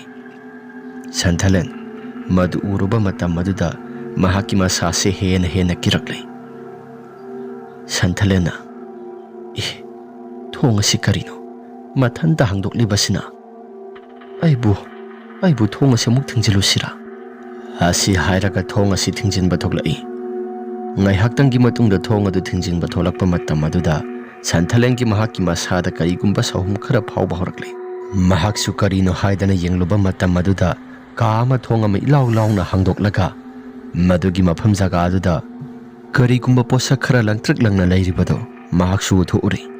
Madugi sana masu mana langtrak langlaba prek kaplibado karino haidana mahaksu khanba horakle Santalen. Ada lairi sibu makhoigi sana haibadura manida sana haibaduni. Asi hairaga Santalen su manak adu tamna adu maksangi. Mahaki tung adu da kanagumba ama kophe kaphe adu maklakpagumna sanel khara adu makphangi. Santalen adumna hek sangba matam aduda sana sing adu de amata hek uba phangdri. Thong asi su gam laun hekta lonsingkhre. Asumna hek lonsingkhiba kan aduda Santalen mahaki masasi khampre khangi. Haugjing yaktangi mamangda sana masu oinang priprik ngana uramba pumnamak singado karigumba amata hek ukhidre. Adumna udabaduda Santalen masasi pungkhida kirakle. Lairiba ka asi su pumam hekta mamlaga karigumba mangal amata hek phangdana adumak pumam hekta mami. Santalen masasi kiba phawrakle. Aduga prap thoklaba matungda thong asi amungtangdi hangdo haidana dong launa thinba horakle. Adubu kanagumba amata su tabadi leite. Mahakna chenjai laukje thinjai haibagi wani kanagumba amata su tabadi leite. Asumna lairingai matam aduda Santalengi mahaki tung thangba sarug asida kanagumba ama laibagumna sahum khara phangba horakle. Santalena aigi tung asida karino aigi tung asida kanagumba ama lepagumna. Asi hairaga sanel khara phangbado karino haidana phatlai thoktuna yengluba matam aduda musin muraba nupi ama mahaki saktamga sapmanaba nupi ama lairami. Kanano haidana Santalen su yengi. ꯑꯗꯨꯕꯨ ꯀꯅꯥꯅꯣ ꯍꯥꯏꯕꯗꯤ ꯃꯍꯥꯛꯀꯤ ꯃꯁꯥꯁꯤꯗ ꯂꯥꯝꯖꯤꯟꯕ ꯑꯃꯠꯇ ꯐꯪꯗ꯭ꯔꯤ꯫ ꯎꯔꯤꯕ ꯃꯁꯛ ꯑꯁꯤꯁꯨ ꯀꯅꯥꯅꯣ ꯍꯥꯏꯕꯁꯨ ꯑꯃꯠꯇ ꯈꯪꯗ꯭ꯔꯕꯅꯤ꯫ ꯑꯁꯨꯝꯅ ꯂꯩꯔꯤꯉꯩ ꯃꯇꯝ ꯑꯗꯨꯗ ꯁꯟꯊꯂꯦꯟ ꯃꯍꯥꯛꯀꯤ ꯃꯁꯥꯗꯨꯗ ꯀꯤꯁꯨ ꯌꯥꯝꯅ ꯀꯤꯔꯛꯂꯤ꯫ ꯌꯥꯝꯅ ꯀꯤꯅ ꯃꯍꯥꯛꯅ ꯑꯁꯨꯝꯅ ꯍꯥꯏꯔꯛꯏ, "ꯅꯪ ꯀꯅꯥꯅꯣ? ꯍꯥ, ꯅꯪ ꯀꯅꯥꯅꯣ?" ꯑꯁꯤ ꯍꯥꯏꯔꯒ ꯁꯟꯊꯂꯦꯟꯅ ꯍꯥꯏꯔꯛꯄꯗꯨꯗ ꯅꯨꯄꯤꯗꯨ ꯀꯔꯤꯒꯨꯝꯕ ꯑꯃꯠꯇꯁꯨ ꯈꯨꯝꯗꯦ꯫ ꯅꯨꯄꯤ ꯑꯗꯨꯅ ꯅꯣꯛꯈꯤ ꯇꯧꯔꯕ ꯃꯇꯨꯡꯗ ꯁ꯭ꯋꯥꯏ ꯂꯥꯎꯅ ꯍꯦꯛꯇ ꯃꯥꯡꯈ꯭ꯔꯦ ꯃꯐꯝ ꯑꯗꯨꯗ꯫ ꯁꯟꯊꯂꯦꯟ ꯀꯔꯤ ꯇꯧꯒꯗꯕꯅꯣ ꯍꯥꯏꯕꯗꯨ ꯍꯥꯏꯐꯝ ꯇꯧꯐꯝ ꯑꯃꯠꯇ ꯈꯪꯗ꯭ꯔꯦ꯫ ꯁꯟꯊꯂꯦꯟꯅ ꯑꯁꯨꯝꯅ ꯀꯤꯗꯨꯅ ꯂꯩꯔꯤꯉꯩ ꯃꯇꯝ ꯑꯗꯨꯗ ꯀꯥꯗꯨꯗ ꯂꯩꯔꯤꯕ ꯄꯣꯠꯆꯩꯁꯤꯡ ꯑꯗꯨ ꯃꯐꯝ ꯃꯔꯥꯡ ꯈꯪꯗꯅ ꯂꯥꯛ ꯄꯥꯏꯗꯅ ꯂꯪꯂꯛꯏ꯫ ꯁꯟꯊꯂꯦꯟ ꯃꯗꯨ ꯎꯔꯨꯕ ꯃꯇꯝ ꯑꯗꯨꯗ ꯃꯁꯥꯁꯤ ꯀꯤꯁꯨ ꯌꯥꯝꯅ ꯀꯤꯔꯤ꯫ ꯑꯗꯨꯒ ꯃꯁꯥꯁꯤꯁꯨ ꯌꯥꯝꯅ ꯀꯟꯅ ꯊꯛ ꯅꯤꯛꯄ ꯍꯧꯔꯛꯂꯤ꯫ ꯁꯟꯊꯂꯦꯟꯅ, "ꯍꯥ, ꯀꯩꯅꯣ ꯑꯩꯕꯨ ꯇꯧꯔꯤꯁꯦ? ꯑꯩꯒꯤ ꯁꯥꯁꯤꯗ ꯇꯧꯔꯤꯕ ꯄꯨꯝꯅꯃꯛꯁꯤꯡ ꯑꯁꯤ ꯀꯔꯤꯅꯣ? ꯉꯁꯤ ꯑꯩꯒꯤ ꯁꯥꯁꯤꯗ ꯇꯧꯔꯤꯕꯁꯤ ꯀꯔꯤꯅꯣ?" ꯑꯁꯤ ꯍꯥꯏꯔꯒ ꯁꯟꯊꯂꯦꯟ ꯃꯍꯥꯛꯀꯤ ꯃꯁꯥꯗꯨꯗ ꯀꯤꯁꯨ ꯌꯥꯝꯅ ꯀꯤꯕꯒ ꯂꯣꯏꯅꯅ ꯃꯁꯥꯁꯤ ꯑꯃꯨꯛꯇꯪ ꯀꯟꯕꯤꯌꯨ ꯍꯥꯏꯗꯅ ꯂꯥꯎ ꯈꯣꯡꯗꯨꯅ ꯁꯥꯟꯅꯕ ꯍꯧꯔꯛꯂꯤ꯫ ꯑꯁꯨꯝꯅ ꯂꯥꯎꯖꯔꯕꯁꯨ ꯀꯅꯥꯒꯨꯝꯕ ꯑꯃꯠꯇꯗꯤ ꯇꯥꯕ ꯂꯩꯇꯦ꯫ ꯁꯟꯊꯂꯦꯟꯒꯤ ꯃꯍꯥꯛꯀꯤ ꯃꯁꯥꯁꯤꯗ ꯀꯔꯤꯒꯨꯝꯕ ꯄꯣꯠꯁꯛ ꯑꯃꯅ ꯊꯦꯡꯂꯛꯄꯒꯨꯝꯅ ꯃꯁꯥꯁꯤ ꯏꯪ ꯂꯥꯎꯕ ꯍꯧꯔꯛꯂꯤ꯫ ꯃꯍꯥꯛꯀꯤ ꯅꯪꯒꯜ ꯊꯪꯕ ꯁꯔꯨꯛ ꯑꯁꯤ ꯏꯪ ꯂꯥꯎꯔꯒ ꯀꯅꯥꯒꯨꯝꯕ ꯑꯃꯅ ꯁꯣꯛꯂꯛꯄꯒꯨꯝꯅ ꯁꯟꯊꯂꯦꯟ ꯃꯍꯥꯛꯀꯤ ꯃꯁꯥꯁꯤꯗ ꯐꯥꯎꯕ ꯍꯧꯔꯛꯂꯕꯅꯤ꯫ ꯁꯟꯊꯂꯦꯟꯅ, "ꯑꯣ, ꯑꯩ ꯁꯤꯕ ꯇꯥꯔꯕ! ꯃꯐꯝ ꯑꯁꯤꯗ ꯑꯩ ꯁꯣꯏꯗꯅ ꯁꯤꯕ ꯇꯥꯔꯕ!" ꯑꯁꯤ ꯍꯥꯏꯔꯒ ꯁꯟꯊꯂꯦꯟ ꯂꯩꯔꯤꯉꯩ ꯇꯥꯟꯖꯥꯁꯤꯗ ꯃꯍꯥꯛꯀꯤ ꯃꯁꯝ ꯑꯁꯤ ꯀꯅꯥꯒꯨꯝꯕ ꯑꯃꯅ ꯇꯥꯞ ꯂꯥꯎꯅ ꯄꯥꯏꯔꯒ ꯃꯁꯥꯁꯤ ꯈꯪꯆꯤꯡ ꯆꯤꯡꯕ ꯍꯧꯔꯛꯂꯤ꯫ ꯁꯟꯊꯂꯦꯟ ꯇꯧꯔꯤꯕ ꯃꯑꯣꯡ ꯃꯇꯧꯁꯤꯡ ꯑꯁꯤꯗ ꯃꯁꯝ ꯐꯣꯏꯕꯒꯤ ꯆꯩꯅꯥꯈꯣꯜ ꯑꯗꯨꯒ ꯂꯣꯏꯅꯅ ꯌꯥꯝꯅ ꯀꯟꯅ ꯍꯦꯛꯇ ꯂꯥꯎꯏ꯫ ꯑꯁꯨꯝꯅ ꯁꯟꯊꯂꯦꯟꯅ ꯌꯥꯝꯅ ꯀꯟꯅ ꯂꯥꯎꯔꯕ ꯃꯇꯨꯡꯗ ꯑꯃꯝꯕ ꯃꯔꯛ ꯑꯗꯨꯗ ꯑꯗꯨꯃꯛ ꯌꯥꯝꯅ ꯀꯟꯅ ꯂꯥꯎꯔꯝꯂꯕ ꯃꯇꯨꯡ ꯇꯨꯃꯤꯟꯅ ꯍꯦꯛꯇ ꯂꯩꯈ꯭ꯔꯦ꯫ ꯌꯥꯝꯅ ꯀꯟꯅ ꯍꯦꯛ ꯂꯥꯎꯔꯝꯂꯒ ꯇꯨꯃꯤꯟꯅ ꯍꯦꯛ ꯂꯩꯈꯤꯕꯗꯨꯗ ꯑꯁꯣꯝꯗ ꯇꯨꯝꯂꯤꯕ ꯕꯨꯙꯅ ꯃꯈꯣꯜ ꯑꯗꯨ ꯇꯥꯕ ꯍꯧꯔꯛꯂꯤ꯫ ꯃꯈꯣꯜ ꯑꯗꯨ ꯍꯦꯛ ꯇꯥꯔꯛꯄꯗ ꯕꯨꯙꯅ, "ꯀꯩꯅꯣ? ꯑꯩꯅ ꯍꯧꯖꯤꯛ ꯇꯥꯈꯤꯕꯗꯨꯕꯨ ꯁꯟꯊꯂꯦꯟꯒꯤ ꯈꯣꯟꯖꯦꯜ ꯃꯥꯟꯈ꯭ꯔꯦꯗ." ꯑꯁꯤ ꯍꯥꯏꯔꯒ ꯁꯟꯊꯂꯦꯟ ꯂꯩꯕ꯭ꯔꯥ ꯍꯥꯏꯗꯅ ꯌꯦꯡꯂꯛꯏ꯫ ꯑꯗꯨꯕꯨ ꯁꯟꯊꯂꯦꯟ ꯂꯩꯕ ꯎꯗꯦ꯫ "ꯏꯇꯥꯎ, ꯇꯥꯕ꯭ꯔꯥ ꯏꯇꯥꯎ?" ꯍꯧꯗꯣꯛꯏ ꯃꯅꯥꯛꯇ ꯇꯨꯝꯂꯤꯕ ꯀꯧꯇꯝ ꯑꯃꯗꯤ ꯔꯣꯁꯣꯟ꯫ "ꯏꯇꯥꯎ, ꯀꯩꯗꯧꯔꯒꯦ?" "ꯏꯇꯥꯎ, ꯁꯟꯊꯂꯦꯟ ꯂꯩꯔꯝꯗ꯭ꯔꯦ." "ꯍꯥ, ꯁꯟꯊꯂꯦꯟ ꯂꯩꯔꯝꯗ꯭ꯔꯦ? ꯍꯧꯖꯤꯛꯋꯥꯏꯗ?" ꯑꯁꯤ ꯍꯥꯏꯔꯒ ꯃꯈꯣꯏꯁꯤ ꯂꯩꯊꯣꯛꯇꯨꯅ ꯌꯦꯡꯂꯨꯏ꯫ ꯑꯗꯨꯕꯨ ꯀꯅꯥꯒꯨꯝꯕ ꯑꯃꯠꯇ ꯂꯩꯔꯝꯗꯦ꯫ ꯇꯧꯔꯤꯕ ꯄꯨꯝꯅꯃꯛꯁꯤꯡ ꯑꯁꯤ ꯀꯔꯤꯅꯣ ꯍꯥꯏꯗꯅ ꯃꯁꯥꯁꯤꯡ ꯑꯁꯤꯗ ꯋꯥꯈꯜ ꯖꯥꯠ ꯌꯥꯝꯅ ꯈꯟꯕ ꯍꯧꯔꯛꯂꯤ꯫ "ꯏꯇꯥꯎ, ꯁꯟꯊꯂꯦꯟꯒꯤ ꯈꯣꯟꯖꯦꯜ ꯃꯥꯟꯕ ꯑꯃ ꯃꯪ ꯑꯣꯏ ꯀꯔꯤꯕꯣꯏ ꯑꯩꯁꯤ ꯃꯈꯣꯜ ꯑꯃ ꯌꯥꯝꯅ ꯀꯟꯅ ꯇꯥꯈꯤ." ꯁꯟꯊꯂꯦꯟ ꯃꯈꯣꯜ ꯇꯥꯈꯤ ꯍꯥꯏꯕꯗꯨꯗ ꯃꯈꯣꯏ ꯃꯌꯥꯝ ꯑꯁꯤ ꯃꯊꯪ ꯍꯧꯒꯠꯅꯔꯛꯂꯕꯅꯤ꯫ "ꯏꯇꯥꯎ, ꯁꯟꯊꯂꯦꯟꯗꯨꯕꯨ ꯍꯧꯖꯤꯛꯋꯥꯏꯗ ꯑꯩꯕꯨ ꯃꯪ ꯑꯣꯏ ꯍꯥꯋꯏ ꯃꯈꯣꯜ ꯈꯔ ꯇꯥꯈꯤꯕꯗꯣ ꯀꯗꯥꯏꯋꯥꯏꯗ ꯆꯠꯈ꯭ꯔꯕꯅꯣ? ꯍꯥꯏꯐꯦꯠꯇꯪ ꯊꯣꯛꯂꯒ ꯌꯦꯡꯉꯨꯁꯤꯔꯥ?" ꯃꯈꯣꯏ ꯃꯔꯤꯁꯦ ꯇꯣꯔꯆ ꯄꯥꯏꯔꯒ ꯄꯔꯞ ꯊꯣꯟꯅꯔꯛꯂꯤ꯫ ꯅꯟꯗꯤꯅꯤꯁꯨ ꯏꯇꯥ ꯍꯥꯏꯔꯒ ꯃꯁꯥꯁꯤ ꯄꯥꯈꯠꯅ ꯀꯧꯔꯛꯏ꯫ ꯑꯗꯨꯕꯨ ꯁꯟꯊꯂꯦꯟꯗꯤ ꯀꯔꯤꯒꯨꯝꯕ ꯑꯃꯠꯇꯁꯨ ꯈꯨꯝꯂꯛꯈꯤꯗ꯭ꯔꯦ꯫ ꯑꯁꯨꯝꯅ ꯂꯩꯔꯕ ꯃꯇꯨꯡꯗ ꯃꯈꯣꯏ ꯃꯌꯥꯝꯅ ꯊꯣꯡ ꯑꯁꯤ ꯍꯥꯡꯗꯨꯅ ꯉꯁꯥꯏ ꯂꯥꯛꯈꯤꯕ ꯊꯣꯡ ꯃꯌꯥꯝꯁꯤꯡ ꯑꯗꯨꯒꯤ ꯃꯔꯛꯇ ꯍꯥꯡꯕ ꯌꯥꯗꯕ ꯊꯣꯡ ꯑꯃꯈꯛ ꯂꯩꯍꯧꯕꯗꯣ ꯃꯗꯨ ꯇꯝꯅ ꯊꯣꯡ ꯑꯁꯤ ꯑꯃꯨꯛꯇꯪ ꯍꯥꯡꯗꯣꯛꯂꯒ ꯌꯦꯡꯁꯤ ꯍꯥꯏꯗꯅ ꯃꯈꯣꯏꯁꯤ ꯊꯣꯡ ꯑꯗꯨꯒꯤ ꯃꯅꯥꯛ ꯇꯝꯅ ꯄꯔꯞ ꯂꯥꯛꯏ꯫ ꯑꯁꯨꯝꯅ ꯊꯣꯡ ꯑꯗꯨꯒꯤ ꯃꯅꯥꯛꯇ ꯍꯦꯛ ꯂꯥꯛꯄ ꯃꯇꯝ ꯑꯗꯨꯗ ꯊꯣꯡ ꯑꯁꯤ ꯏꯔꯥꯏ ꯂꯥꯏꯅ ꯍꯦꯛꯇ ꯍꯥꯡꯗꯣꯛꯄ ꯌꯥꯗꯦ꯫ "ꯏꯇꯥꯎ, ꯁꯤꯗꯤ ꯀꯃꯥꯏꯅ ꯇꯧꯗꯣꯏꯕ? ꯊꯣꯡ ꯑꯁꯤ ꯑꯃꯨꯛꯇꯪ ꯀꯥꯎꯈꯥꯏꯁꯤꯔꯥ? ꯊꯣꯡ ꯑꯁꯤ ꯀꯥꯎꯈꯥꯏꯔꯕꯗꯤ ꯀꯔꯤꯒꯨꯝꯕ ꯈꯔꯗꯤ ꯊꯦꯡꯅꯔꯛꯄ ꯌꯥꯏꯗ." ꯑꯁꯤ ꯍꯥꯏꯔꯒ ꯊꯣꯡ ꯑꯁꯤ ꯃꯈꯣꯏ ꯃꯔꯤ ꯆꯪꯂꯒ ꯀꯥꯎꯗꯅ ꯌꯦꯡꯉꯤ꯫ ꯑꯁꯨꯝꯅ ꯊꯣꯡ ꯑꯁꯤ ꯍꯦꯛ ꯐꯛꯀꯥꯏꯕ ꯃꯇꯝ ꯑꯗꯨꯗ ꯃꯅꯨꯡ ꯊꯪꯕ ꯁꯔꯨꯛ ꯑꯗꯨꯗ ꯃꯩ ꯀꯥꯞꯁꯤꯜꯂꯒ ꯌꯦꯡꯂꯨꯕꯗ ꯑꯉꯛꯄꯒꯤ ꯃꯇꯧꯅꯤ꯫ ꯁꯟꯊꯂꯦꯟ ꯃꯁꯥꯒꯤ ꯁꯝ ꯑꯁꯤ ꯃꯌꯥꯗ ꯄꯤꯔꯤꯛ ꯂꯥꯎꯅ ꯅꯝꯁꯤꯟꯗꯨꯅ ꯃꯁꯝ ꯑꯁꯤ ꯆꯕꯨꯟ ꯁꯥꯏꯗꯅ ꯌꯥꯝꯅ ꯀꯟꯅ ꯆꯤꯛꯊꯠꯂꯒ ꯂꯩꯔꯝꯃꯤ꯫ ꯃꯇꯧ ꯑꯗꯨ ꯎꯕ ꯃꯇꯝꯗ ꯕꯨꯙꯅ "ꯁꯟꯊꯂꯦꯟ" ꯍꯥꯏꯔꯒ ꯌꯥꯝꯅ ꯀꯟꯅ ꯂꯥꯎꯏ꯫ ꯁꯟꯊꯂꯦꯟꯁꯨ ꯃꯗꯨꯒꯤ ꯃꯈꯣꯜ ꯑꯗꯨ ꯇꯥꯕꯗ ꯃꯃꯤꯠ ꯃꯅꯥꯗꯨ ꯉꯧꯔꯣꯡ ꯑꯣꯟꯈꯠꯂꯒ ꯉꯧꯔꯣꯛ ꯉꯧꯕ ꯃꯈꯩ ꯃꯁꯥꯁꯤ ꯇꯤꯡꯇ꯭ꯔꯝ ꯇꯥꯔꯒ ꯋꯥꯟꯊꯈ꯭ꯔꯦ꯫ "ꯏꯇꯥꯎ, ꯁꯟꯊꯂꯦꯟꯁꯦ ꯑꯃꯨꯛꯇ..." ꯑꯁꯤ ꯍꯥꯏꯔꯒ ꯁꯟꯊꯂꯦꯟ ꯑꯗꯨ ꯃꯈꯣꯏ ꯃꯔꯤ ꯆꯪꯗꯨꯅ ꯊꯥꯡꯂꯒ ꯃꯈꯣꯏꯅ ꯇꯨꯝꯂꯤꯕ ꯀꯥꯗꯨꯗ ꯄꯨꯊꯣꯔꯛꯂꯤ꯫ ꯁꯟꯊꯂꯦꯟꯅ ꯁꯦꯠꯂꯤꯕ ꯐꯤꯖꯣꯜ ꯑꯁꯤꯁꯨ ꯄꯨꯡꯁꯦ ꯁꯦꯒꯥꯏꯔꯒ ꯂꯩꯔꯝꯃꯤ꯫ ꯃꯐꯝ ꯃꯔꯥꯡ ꯒ꯭ꯌꯥꯟ ꯃꯦꯟ ꯑꯃꯠꯇ ꯍꯦꯛ ꯇꯥꯗ꯭ꯔꯦ꯫ ꯑꯁꯨꯝꯅ ꯁꯟꯊꯂꯦꯟ ꯑꯁꯤ ꯄꯨꯊꯣꯔꯛꯂꯕ ꯃꯇꯝ ꯑꯗꯨꯗ ꯃꯈꯣꯏꯁꯨ ꯃꯁꯥꯁꯤꯡ ꯑꯁꯤ ꯀꯔꯤ ꯇꯧꯒꯗꯕꯅꯣ ꯍꯥꯏꯐꯝ ꯇꯧꯐꯝꯒ ꯑꯃꯠꯇ ꯈꯪꯗꯕ ꯃꯈꯩ Santhalen asi gyan tanaba haidana yamna kana tawrami. Asumna ngaihaktangi matungda Santhalen asi murum suolaga kaikeno khara haiba horakli. Nakoi mafam jaga asidagi sakro. Natragadi mafam asida timu laimu mayam amana nakoi busenaduna leiri. Chalo. Asi hairaga Santhalen mahaki masasi mamiti pangdabida murum adumak solakpani. Itaw, kaino Santhalen hairisi? Rosona hairapani. Maduda budhana. Itaw, mafam jaga si karigumba khara leiramgadaba mali. Thainangaigi matam soisile madugi sumathakta. Mafam jaga si lairam tilam so khara solamgadaba mali. Itaw, mafam jaga si da kuina panthaduna leibasi aidi pamdre. Sanaba tawrasira. Itaw, ahingi matam asida mataw karamna sakadoribano. Goktamna hairapani. Rosona. Sana singado pangdabi adum tokla sebra. Budhana. Sigi phibam asida kadai sanano. Sanadudi kona akhoi kona thangda laklaga phakto obasu yai. Asi hairaga Rosona madi Budha wari watai khara sanare. Ngaihaktang lairaba matungda mathak thangba saruk adomda lairiba dalangi mathola duda nupi ma yamna kana lauraklaga makha sida songtharakpagumna makhol khara taba horkli.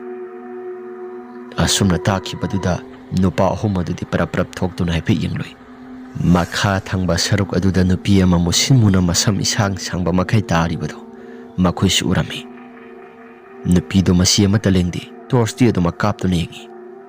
Ngaihaktangi matungda nupi adugi masasi kanagumba kharana phabagumna masasi paikhatpa horakli.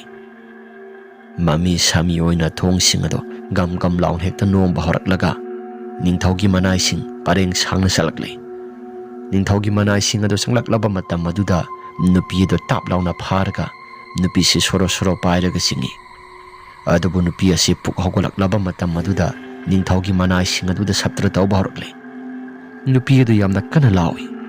Nupi aduna laubagi khonjel ado Rosona amadi Budha amadi Nandini Goktam makhoi mari hauna hekta taba horakli.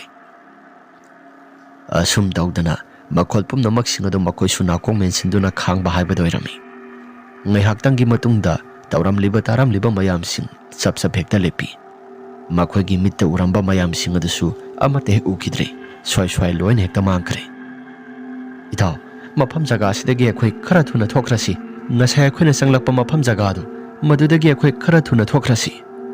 Asi hairaga lairingai tanja asida makhoi na tungon thoktuna laijiba Santhalengi masasi masa mathanta adumak tawkhatpa horakli. Asumna senanaba lairiba Nandini su makhoi mayamna yengliba maike somda yengba thorakpani. Madugi tanja asida Santhalengi masado mathakta sumasung wangkhalaklaga mathakta adumak saplepaga laikre. Ngaihaktang lairaba matungda makhoi semamai onsilakpada Santhalengi tawramlibam phibam madu ubada makhoi si masasi ngasi kiba phawri sap hekta lepaga yengi. Tawriba phibam asida makhoi si kari haigadabano haipam tawpham samata khangdre. Karino tawriba sidi? Santhalen asi hairaga Goktamna kawi. Adubu karigumba amatasu Goktamna kauriba singado amata hekta adaba makai. Santhalengi masasi adumak chap tingna masasi adumak paikhattuna lay. Asumna lairingai matam aduda Santhalengi masasi hippagi mongda paikhalamlaga masasi yungkhatnamuk chap tingna laikri mathakta adumak pairaga. Asumna lairamliba phibam asida Santhalen mamit asi khangpang panglakli. Aduga Santhalen na murum solaga asumna hairaki. Nakoi mafam jaga asidagi karatuna sakro natrabadi mafam jaga asiaigi mafam jaga ani. Karigumba nakoina lamhendana satrabadi nakoi afaba ma toiroi. Nakoi chalo.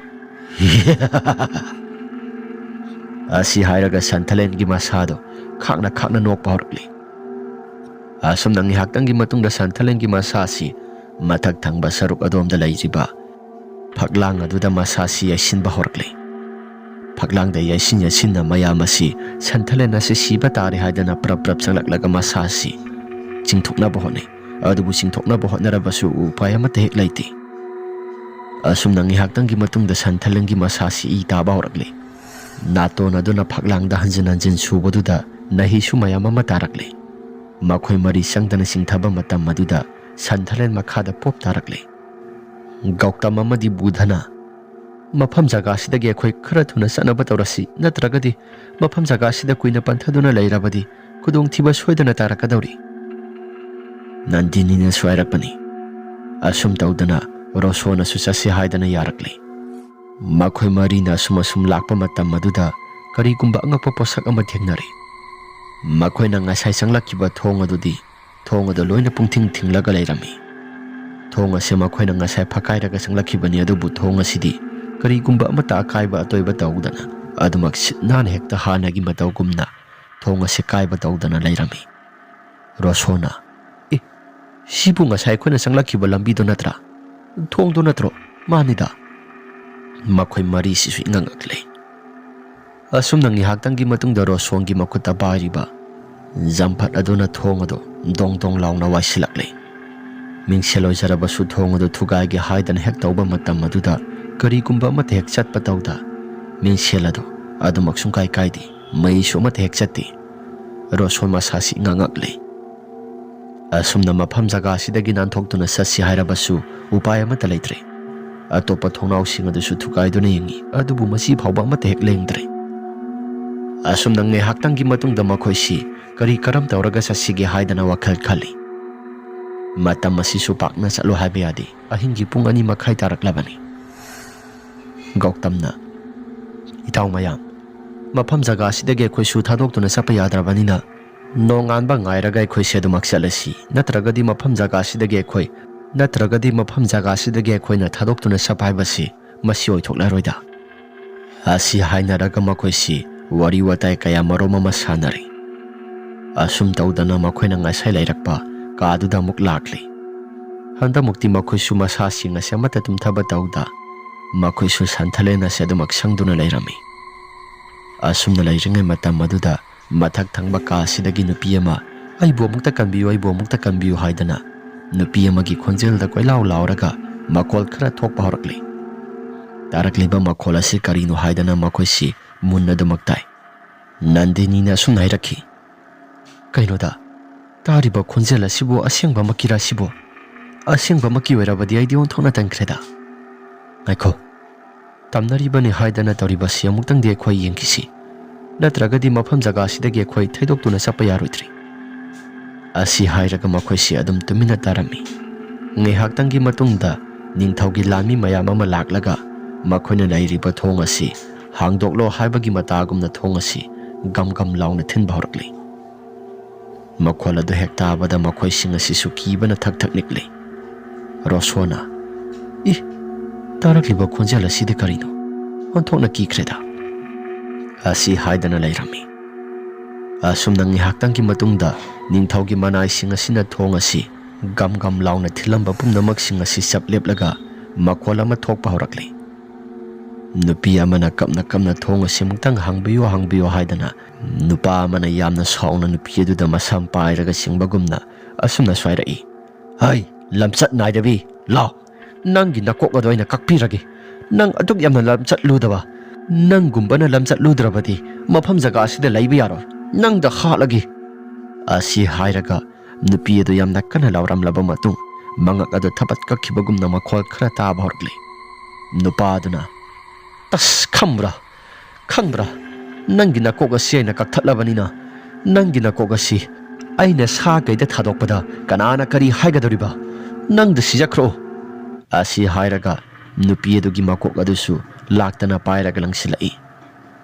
Tasena nupi adugi makok adu langlakpaduda makhoina lainariba ka asida patlauna tarakle. Nupi adugi makok adu ihangna heng saraga tarai. Loina uri madu ubaduda Nandini khanglaw lawi aduga masasi yamna kana lawraga mahaki khangna jariba nupa Gautam maduda khangkon konsele. Makhoi mayam asisu khamprek khanglaga lawbani adubu yamna angakpa matawmada yamna kana lawkhiba pumnamaksing makhoina uraga lawkhiba kikhiba pumnamaksing ado karigumba amatasu lairamdre. Matawduda kaino hojikidudi mafam jaga asi yamna pharak yamna taida itaw ꯏꯇꯥꯎ ꯔꯣꯁꯣꯟ ꯅꯪꯅ ꯄꯨꯔꯛꯂꯤꯕ ꯃꯐꯝ ꯖꯒꯥ ꯑꯁꯤ ꯂꯩꯔꯝ ꯇꯤꯜꯂꯝ ꯌꯥꯝꯅ ꯁꯣꯛꯄ ꯖꯒꯥ ꯑꯣꯏꯔ ꯃꯥꯜꯂꯦ꯫ ꯔꯣꯁꯣꯟꯅ ꯏꯇꯥꯎ ꯑꯩꯁꯨ ꯑꯁꯨꯝꯅ ꯇꯧꯔꯝꯒꯅꯤ ꯍꯥꯏꯕꯁꯤ ꯑꯩꯁꯨ ꯒ꯭ꯌꯥꯟ ꯃꯦꯟ ꯑꯃꯠꯇ ꯍꯦꯛ ꯇꯥꯗꯦ꯫ ꯍꯥꯟꯅ ꯂꯩꯀꯥꯏꯒꯤ ꯑꯍꯜ ꯂꯃꯟꯁꯤꯡꯅ ꯁꯅꯥ ꯂꯩꯕꯅꯤ ꯆꯪꯕ ꯌꯥꯔꯣꯏ ꯍꯥꯏꯕꯗꯨꯗ ꯑꯩꯁꯨ ꯑꯗꯨꯃꯛ ꯁꯅꯥ ꯑꯁꯤ ꯐꯪꯂꯕꯗꯤ ꯍꯥꯏꯗꯅ ꯅꯈꯣꯏꯗ ꯋꯥꯔꯤꯁꯤꯡ ꯑꯁꯤ ꯍꯧꯗꯣꯛꯄꯅꯤ꯫ ꯑꯁꯨꯝꯅ ꯋꯥꯔꯤ ꯋꯥꯇꯥꯏ ꯁꯥꯟꯅꯗꯨꯅ ꯂꯩꯔꯤꯉꯩ ꯃꯇꯝ ꯑꯗꯨꯗ ꯀꯗꯣꯝꯗꯒꯤꯅꯣ ꯈꯪꯗꯦ ꯁꯅꯥ ꯃꯌꯥꯝ ꯑꯃ ꯇꯥꯔꯛꯂꯒ ꯃꯊꯛ ꯑꯁꯤꯗ ꯂꯣꯏꯅ ꯍꯩꯊꯔꯛꯄꯒꯨꯝꯅ ꯃꯈꯣꯜ ꯈꯔ ꯇꯥꯕ ꯍꯧꯔꯛꯄꯅꯤ꯫ ꯃꯈꯣꯏꯁꯤꯡ ꯑꯁꯤꯁꯨ ꯄ꯭ꯔꯞ ꯄ꯭ꯔꯞ ꯆꯦꯟꯊꯣꯔꯛꯇꯨꯅ ꯀꯩꯗꯧꯔꯒꯦ ꯍꯥꯏꯗꯅ ꯌꯦꯡꯂꯨꯏ, ꯑꯗꯨꯕꯨ ꯀꯔꯤꯒꯨꯝꯕ ꯑꯃꯠꯇꯗꯤ ꯂꯩꯔꯝꯗꯦ꯫ ꯇꯥꯟꯖꯥ ꯑꯁꯤꯗ ꯉꯁꯥꯏ ꯃꯈꯩ ꯋꯥꯟꯊꯗꯨꯅ ꯂꯩꯔꯨꯕ ꯁꯟꯊꯂꯦꯟꯁꯨ ꯃꯤꯀꯞ ꯊꯣꯔꯛꯂꯦ꯫ ꯁꯟꯊꯂꯦꯟꯅ ꯀꯩꯅꯣ ꯃꯌꯥꯝ ꯇꯧꯔꯤꯁꯤꯕꯣ? ꯃꯌꯥꯝ ꯀꯩꯗꯧꯕ ꯌꯥꯎꯔꯒꯦ?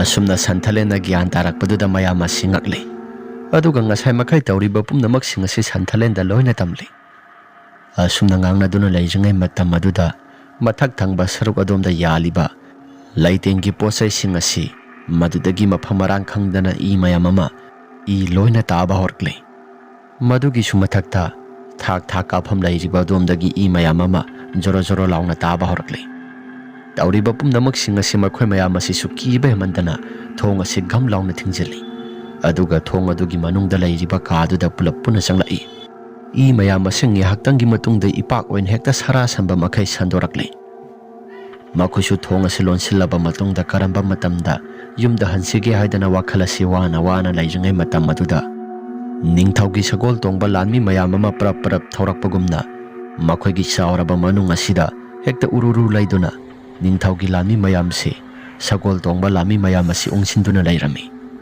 ꯁꯒꯣꯜ ꯈꯣꯡꯕꯒꯤ ꯃꯈꯣꯜ ꯑꯁꯤꯁꯨ ꯑꯀꯤꯕ ꯐꯪꯂꯕ ꯈꯣꯟꯖꯦꯜ ꯑꯃꯒ ꯂꯣꯏꯅꯅ ꯁꯔꯥ ꯁꯟꯕ ꯃꯈꯩ ꯃꯈꯣꯏꯁꯨ ꯃꯈꯣꯜ ꯑꯁꯤ ꯇꯥꯕꯗ ꯌꯥꯝꯅ ꯀꯤꯔꯝꯃꯤ꯫ ꯑꯁꯨꯝꯅ ꯉꯥꯏꯍꯥꯛꯇꯪꯒꯤ ꯃꯇꯨꯡꯗ ꯂꯩꯔꯤꯕ ꯅꯤꯡꯊꯧ ꯀꯣꯅꯨꯡ ꯑꯁꯤꯒꯤ ꯑꯍꯥꯡꯕ ꯀꯥ ꯃꯌꯥꯝ ꯑꯁꯤ ꯃꯁꯤꯗ ꯊꯥꯡ ꯇꯦꯟ ꯃꯌꯥꯝ ꯑꯃ ꯁꯣꯛꯅꯗꯨꯅ ꯃꯤ ꯃꯌꯥꯝ ꯑꯃ ꯍꯥꯠꯄ ꯇꯨꯞꯄ ꯇꯧꯕꯒꯤ ꯈꯣꯟꯖꯦꯜ ꯑꯁꯤ ꯂꯦꯞꯄ ꯂꯩꯇꯅ ꯑꯃꯨꯛ ꯇꯥꯕ ꯍꯧꯔꯛꯂꯤ꯫ ꯃꯈꯣꯜ ꯃꯌꯥꯝꯁꯤꯡ ꯑꯁꯤ ꯇꯥꯕ ꯍꯧꯔꯛꯄꯗꯨꯗ ꯃꯈꯣꯏ ꯃꯌꯥꯝ ꯑꯁꯤꯁꯨ ꯀꯤꯕꯅ ꯊꯛ ꯊꯛ ꯅꯤꯛꯂꯦ꯫ ꯀꯥ ꯃꯅꯨꯡ ꯑꯁꯤ ꯀꯅꯥꯒꯨꯝꯕ ꯑꯃꯠꯇ ꯂꯩꯕ ꯌꯥꯔꯣꯏ, ꯅꯈꯣꯏ ꯊꯥꯡ ꯂꯣꯏꯅ ꯊꯤꯟꯗꯠ ꯊꯤꯟꯗꯠꯇꯅ ꯍꯥꯠꯀꯗꯕꯅꯤ꯫ ꯃꯈꯣꯏ ꯃꯌꯥꯝ ꯑꯁꯤ ꯂꯣꯏꯅ ꯄꯨꯡꯇꯨꯝ ꯇꯨꯝꯅ ꯍꯥꯠꯂꯕ ꯃꯇꯨꯡꯗ ꯑꯩꯈꯣꯏꯁꯨ ꯌꯥꯝꯅ ꯄꯦꯟꯒꯗꯕꯅꯤ ꯍꯥꯏꯔꯒ ꯃꯈꯣꯏ ꯃꯌꯥꯝ ꯑꯁꯤ ꯃꯐꯝ ꯃꯔꯥꯡ ꯈꯪꯗꯅ ꯊꯥꯡ ꯃꯌꯥꯝꯅ ꯄꯨꯡꯌꯥꯟ ꯌꯥꯟꯅꯔꯕ ꯃꯇꯨꯡꯗ ꯍꯥꯠꯄ ꯍꯧꯅꯔꯛꯂꯦ꯫ ꯑꯁꯨꯝꯅ ꯊꯥꯡ ꯇꯦꯟ ꯃꯌꯥꯝ ꯑꯁꯤ ꯇꯥꯕ ꯃꯇꯝ ꯑꯗꯨꯗ ꯅꯟꯗꯤꯅꯤ ꯑꯃꯗꯤ ꯁꯟꯊꯂꯦꯟ ꯃꯈꯣꯏꯁꯨ ꯀꯤꯕꯅ ꯊꯛ ꯊꯛ ꯅꯤꯛꯂꯦ꯫ ꯅꯨꯄꯤ ꯑꯉꯥꯡ ꯃꯌꯥꯝ ꯑꯃꯅ ꯃꯤꯀꯞ ꯃꯤꯔꯥꯎꯈꯣꯜ ꯆꯟꯕꯒꯤ ꯈꯣꯟꯖꯦꯜ ꯑꯁꯤ ꯂꯦꯞꯄ ꯂꯩꯇꯦ꯫ ꯑꯉꯥꯡ ꯃꯌꯥꯝ ꯑꯃꯁꯨ ꯀꯞꯄ ꯂꯦꯞꯇꯦ꯫ ꯑꯁꯨꯝꯅ ꯉꯥꯏꯍꯥꯛꯇꯪꯒꯤ ꯃꯇꯨꯡ ꯅꯣꯡ ꯉꯥꯡꯐꯨꯡ ꯉꯥꯡꯐꯨꯡ ꯇꯧꯔꯛꯂꯦ꯫ ꯃꯈꯣꯜ ꯑꯁꯤ ꯇꯥꯅ ꯇꯥꯅ ꯅꯣꯡ ꯉꯥꯟꯊꯣꯔꯛꯂꯕ ꯃꯇꯝ ꯑꯗꯨꯗ ꯇꯥꯔꯝꯕ ꯃꯈꯣꯜ ꯃꯌꯥꯝ ꯑꯗꯨꯁꯨ ꯂꯣꯏꯅ ꯆꯞ ꯆꯞ ꯍꯦꯛꯇ ꯂꯦꯞꯈꯤꯕꯗꯨꯗ ꯑꯁꯨꯝ ꯇꯧꯗꯅ ꯅꯣꯡ ꯑꯁꯤ ꯉꯥꯟꯊꯣꯔꯛꯂꯕ ꯃꯇꯝ ꯑꯗꯨꯗ ꯃꯈꯣꯏꯁꯨ ꯊꯣꯡꯅꯥꯎ ꯑꯁꯤ ꯐꯛꯀꯥꯏꯔꯦ꯫ ꯌꯥꯝꯅ ꯉꯛꯄꯅꯤ꯫ ꯉꯔꯥꯡ ꯇꯧꯈꯤꯕ ꯃꯌꯥꯝ ꯄꯨꯝꯅꯃꯛꯁꯤꯡ ꯑꯗꯨꯗꯤ ꯀꯩꯁꯨ ꯊꯣꯏꯗꯣꯛꯄ ꯑꯃꯠꯇꯁꯨ ꯇꯧꯗꯅ ꯃꯈꯣꯏꯁꯨ ꯊꯣꯡ ꯑꯁꯤ ꯐꯛꯀꯥꯏꯕ ꯌꯥꯔꯛꯂꯕꯗꯨꯗ ꯃꯁꯥꯁꯤꯡ ꯑꯁꯤ ꯂꯣꯏꯅ ꯉꯛꯂꯦ꯫ ꯑꯁꯨꯝꯅ ꯃꯄꯥꯟꯗ ꯊꯣꯔꯛꯂꯦ꯫ ꯉꯥꯏꯍꯥꯛꯇꯪꯒꯤ ꯃꯇꯨꯡꯗ ꯃꯈꯣꯏꯁꯦ ꯄ꯭ꯔꯞ ꯄ꯭ꯔꯞ ꯂꯥꯛꯄꯗꯨꯗ ꯁꯣꯔꯣꯛ ꯑꯗꯨꯗ ꯑꯍꯜ ꯑꯃ ꯂꯩꯔꯝꯃꯤ꯫ ꯑꯍꯜ ꯑꯗꯨꯗ ꯍꯪꯉꯤ, ꯈꯨꯔꯥ ꯀꯩꯅꯣꯝꯇ ꯍꯪꯒꯦꯕ? ꯅꯟꯗ ꯁꯣꯔꯣꯛ ꯑꯁꯤꯗ ꯑꯗꯨꯃꯛ ꯆꯠꯂꯤꯕꯅꯤ꯫ ꯇꯁꯦꯡꯅ ꯍꯥꯏꯔꯕꯗ ꯃꯍꯥꯛꯁꯨ ꯃꯁꯤꯒꯤ ꯀꯣꯅꯨꯡ ꯑꯁꯤꯒꯤ ꯃꯅꯨꯡ ꯑꯁꯤ ꯃꯍꯥꯛꯁꯨ ꯑꯗꯨꯃꯛ ꯌꯦꯡꯗꯨꯅ ꯂꯩꯕꯅꯤ ꯅꯨꯡꯇꯤ ꯈꯨꯗꯤꯡꯒꯤ꯫ ꯈꯨꯔꯥ ꯃꯐꯝ ꯖꯒꯥꯁꯤ ꯏꯕꯨꯡꯉꯣ ꯃꯐꯝ ꯖꯒꯥ ꯑꯁꯤꯗ ꯅꯈꯣꯏꯗꯤ ꯀꯩꯗꯧꯕ ꯆꯪꯂꯨꯔꯤꯕ? ꯈꯨꯔꯥ ꯃꯐꯝ ꯖꯒꯥ ꯑꯁꯤꯗ ꯑꯩꯈꯣꯏꯁꯨ ꯁꯅꯥ ꯂꯨꯄꯥ ꯅꯤꯡꯊꯧ ꯍꯥꯟꯅ ꯂꯩꯔꯝꯕꯅꯤꯅ ꯁꯅꯥ ꯂꯨꯄꯥ ꯂꯩ ꯍꯥꯏꯗꯅ ꯑꯗꯨꯃꯛ ꯆꯪꯂꯨꯕꯅꯤ, ꯑꯗꯨꯕꯨ ꯀꯔꯤꯒꯨꯝꯕ ꯑꯃꯠꯇꯁꯨ ꯂꯩꯔꯝꯗꯦ꯫ ꯃꯐꯝ ꯖꯒꯥ ꯑꯁꯤꯗ ꯁꯅꯥ ꯂꯨꯄꯥ ꯂꯩ ꯍꯥꯏꯕꯗꯤ ꯀꯅꯥꯅ ꯍꯥꯏꯔꯤꯕ? ꯃꯐꯝ ꯖꯒꯥꯁꯦ ꯀꯅꯥꯒꯨꯝꯕ ꯑꯃꯠꯇꯁꯨ ꯆꯪꯕ ꯌꯥꯗꯕꯅꯤ, ꯁꯅꯥ ꯂꯨꯄꯥ ꯑꯃꯠꯇꯁꯨ ꯂꯩꯇꯕꯅꯤ꯫ ꯃꯐꯝ ꯑꯁꯤꯒꯤ ꯋꯥꯔꯤꯗꯤ ꯅꯈꯣꯏ ꯍꯥꯟꯅ ꯈꯪꯕ ꯂꯩꯕ꯭ꯔꯥ?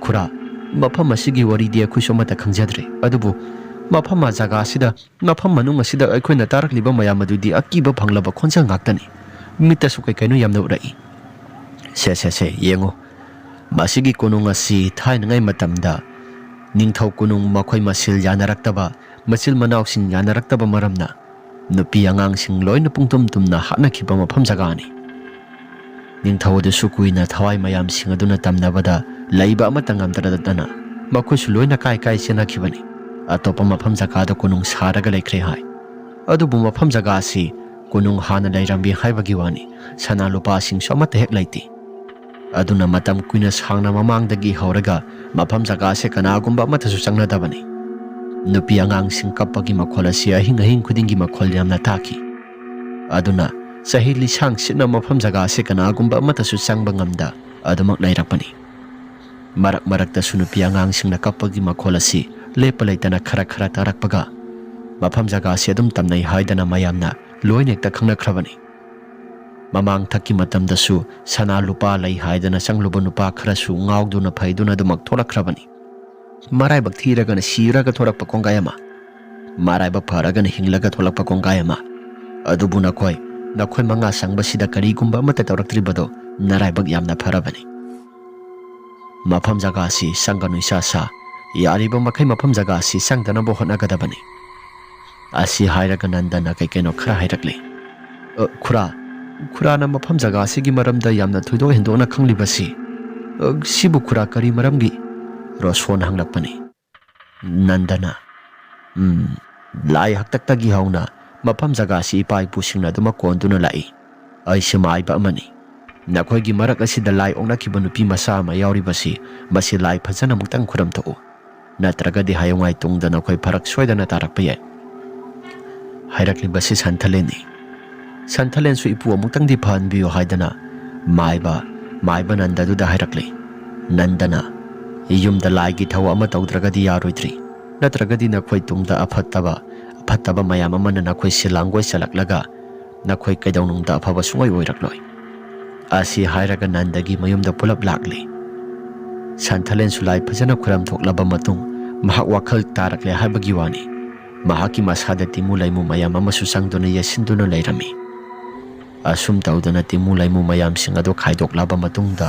kaisu thudokpa amate hek tawkhidre nandana hairai mafam jaga se sana lupa amata laite nakhoi khangjilu mafam jaga sida nakhoi matung manau lake khanganu aduga mafam jaga sida su kanagumba amata sangba yade haidana nakhoina su khara haigadabani phare nakhoi gyan tana sasaro asi hairaba matungda adumak makhoi se lakle asum tawdana makhoi su mafam jaga sida matung manau sangba yade mafam ase khoina hek sangluba matamda kudong thiba kaya marom ama nanggadoribani hairaga makhoi mayam ase wari watai sana lakpana mafam asida makhoi se amuk hana sangkhidre tawbadabu ningthaugi konung aduda marakta makhol asi kaino nupi angang singna kappa laubagi khonjel asi lepa laitana adumak tabadi leptri wari ase matang asida loisinjari wari ase nungaibirabadi like amadi subscribe share tawbiramu haiduna jari phare mayam adudi ngasigidi matang asida loisinjarage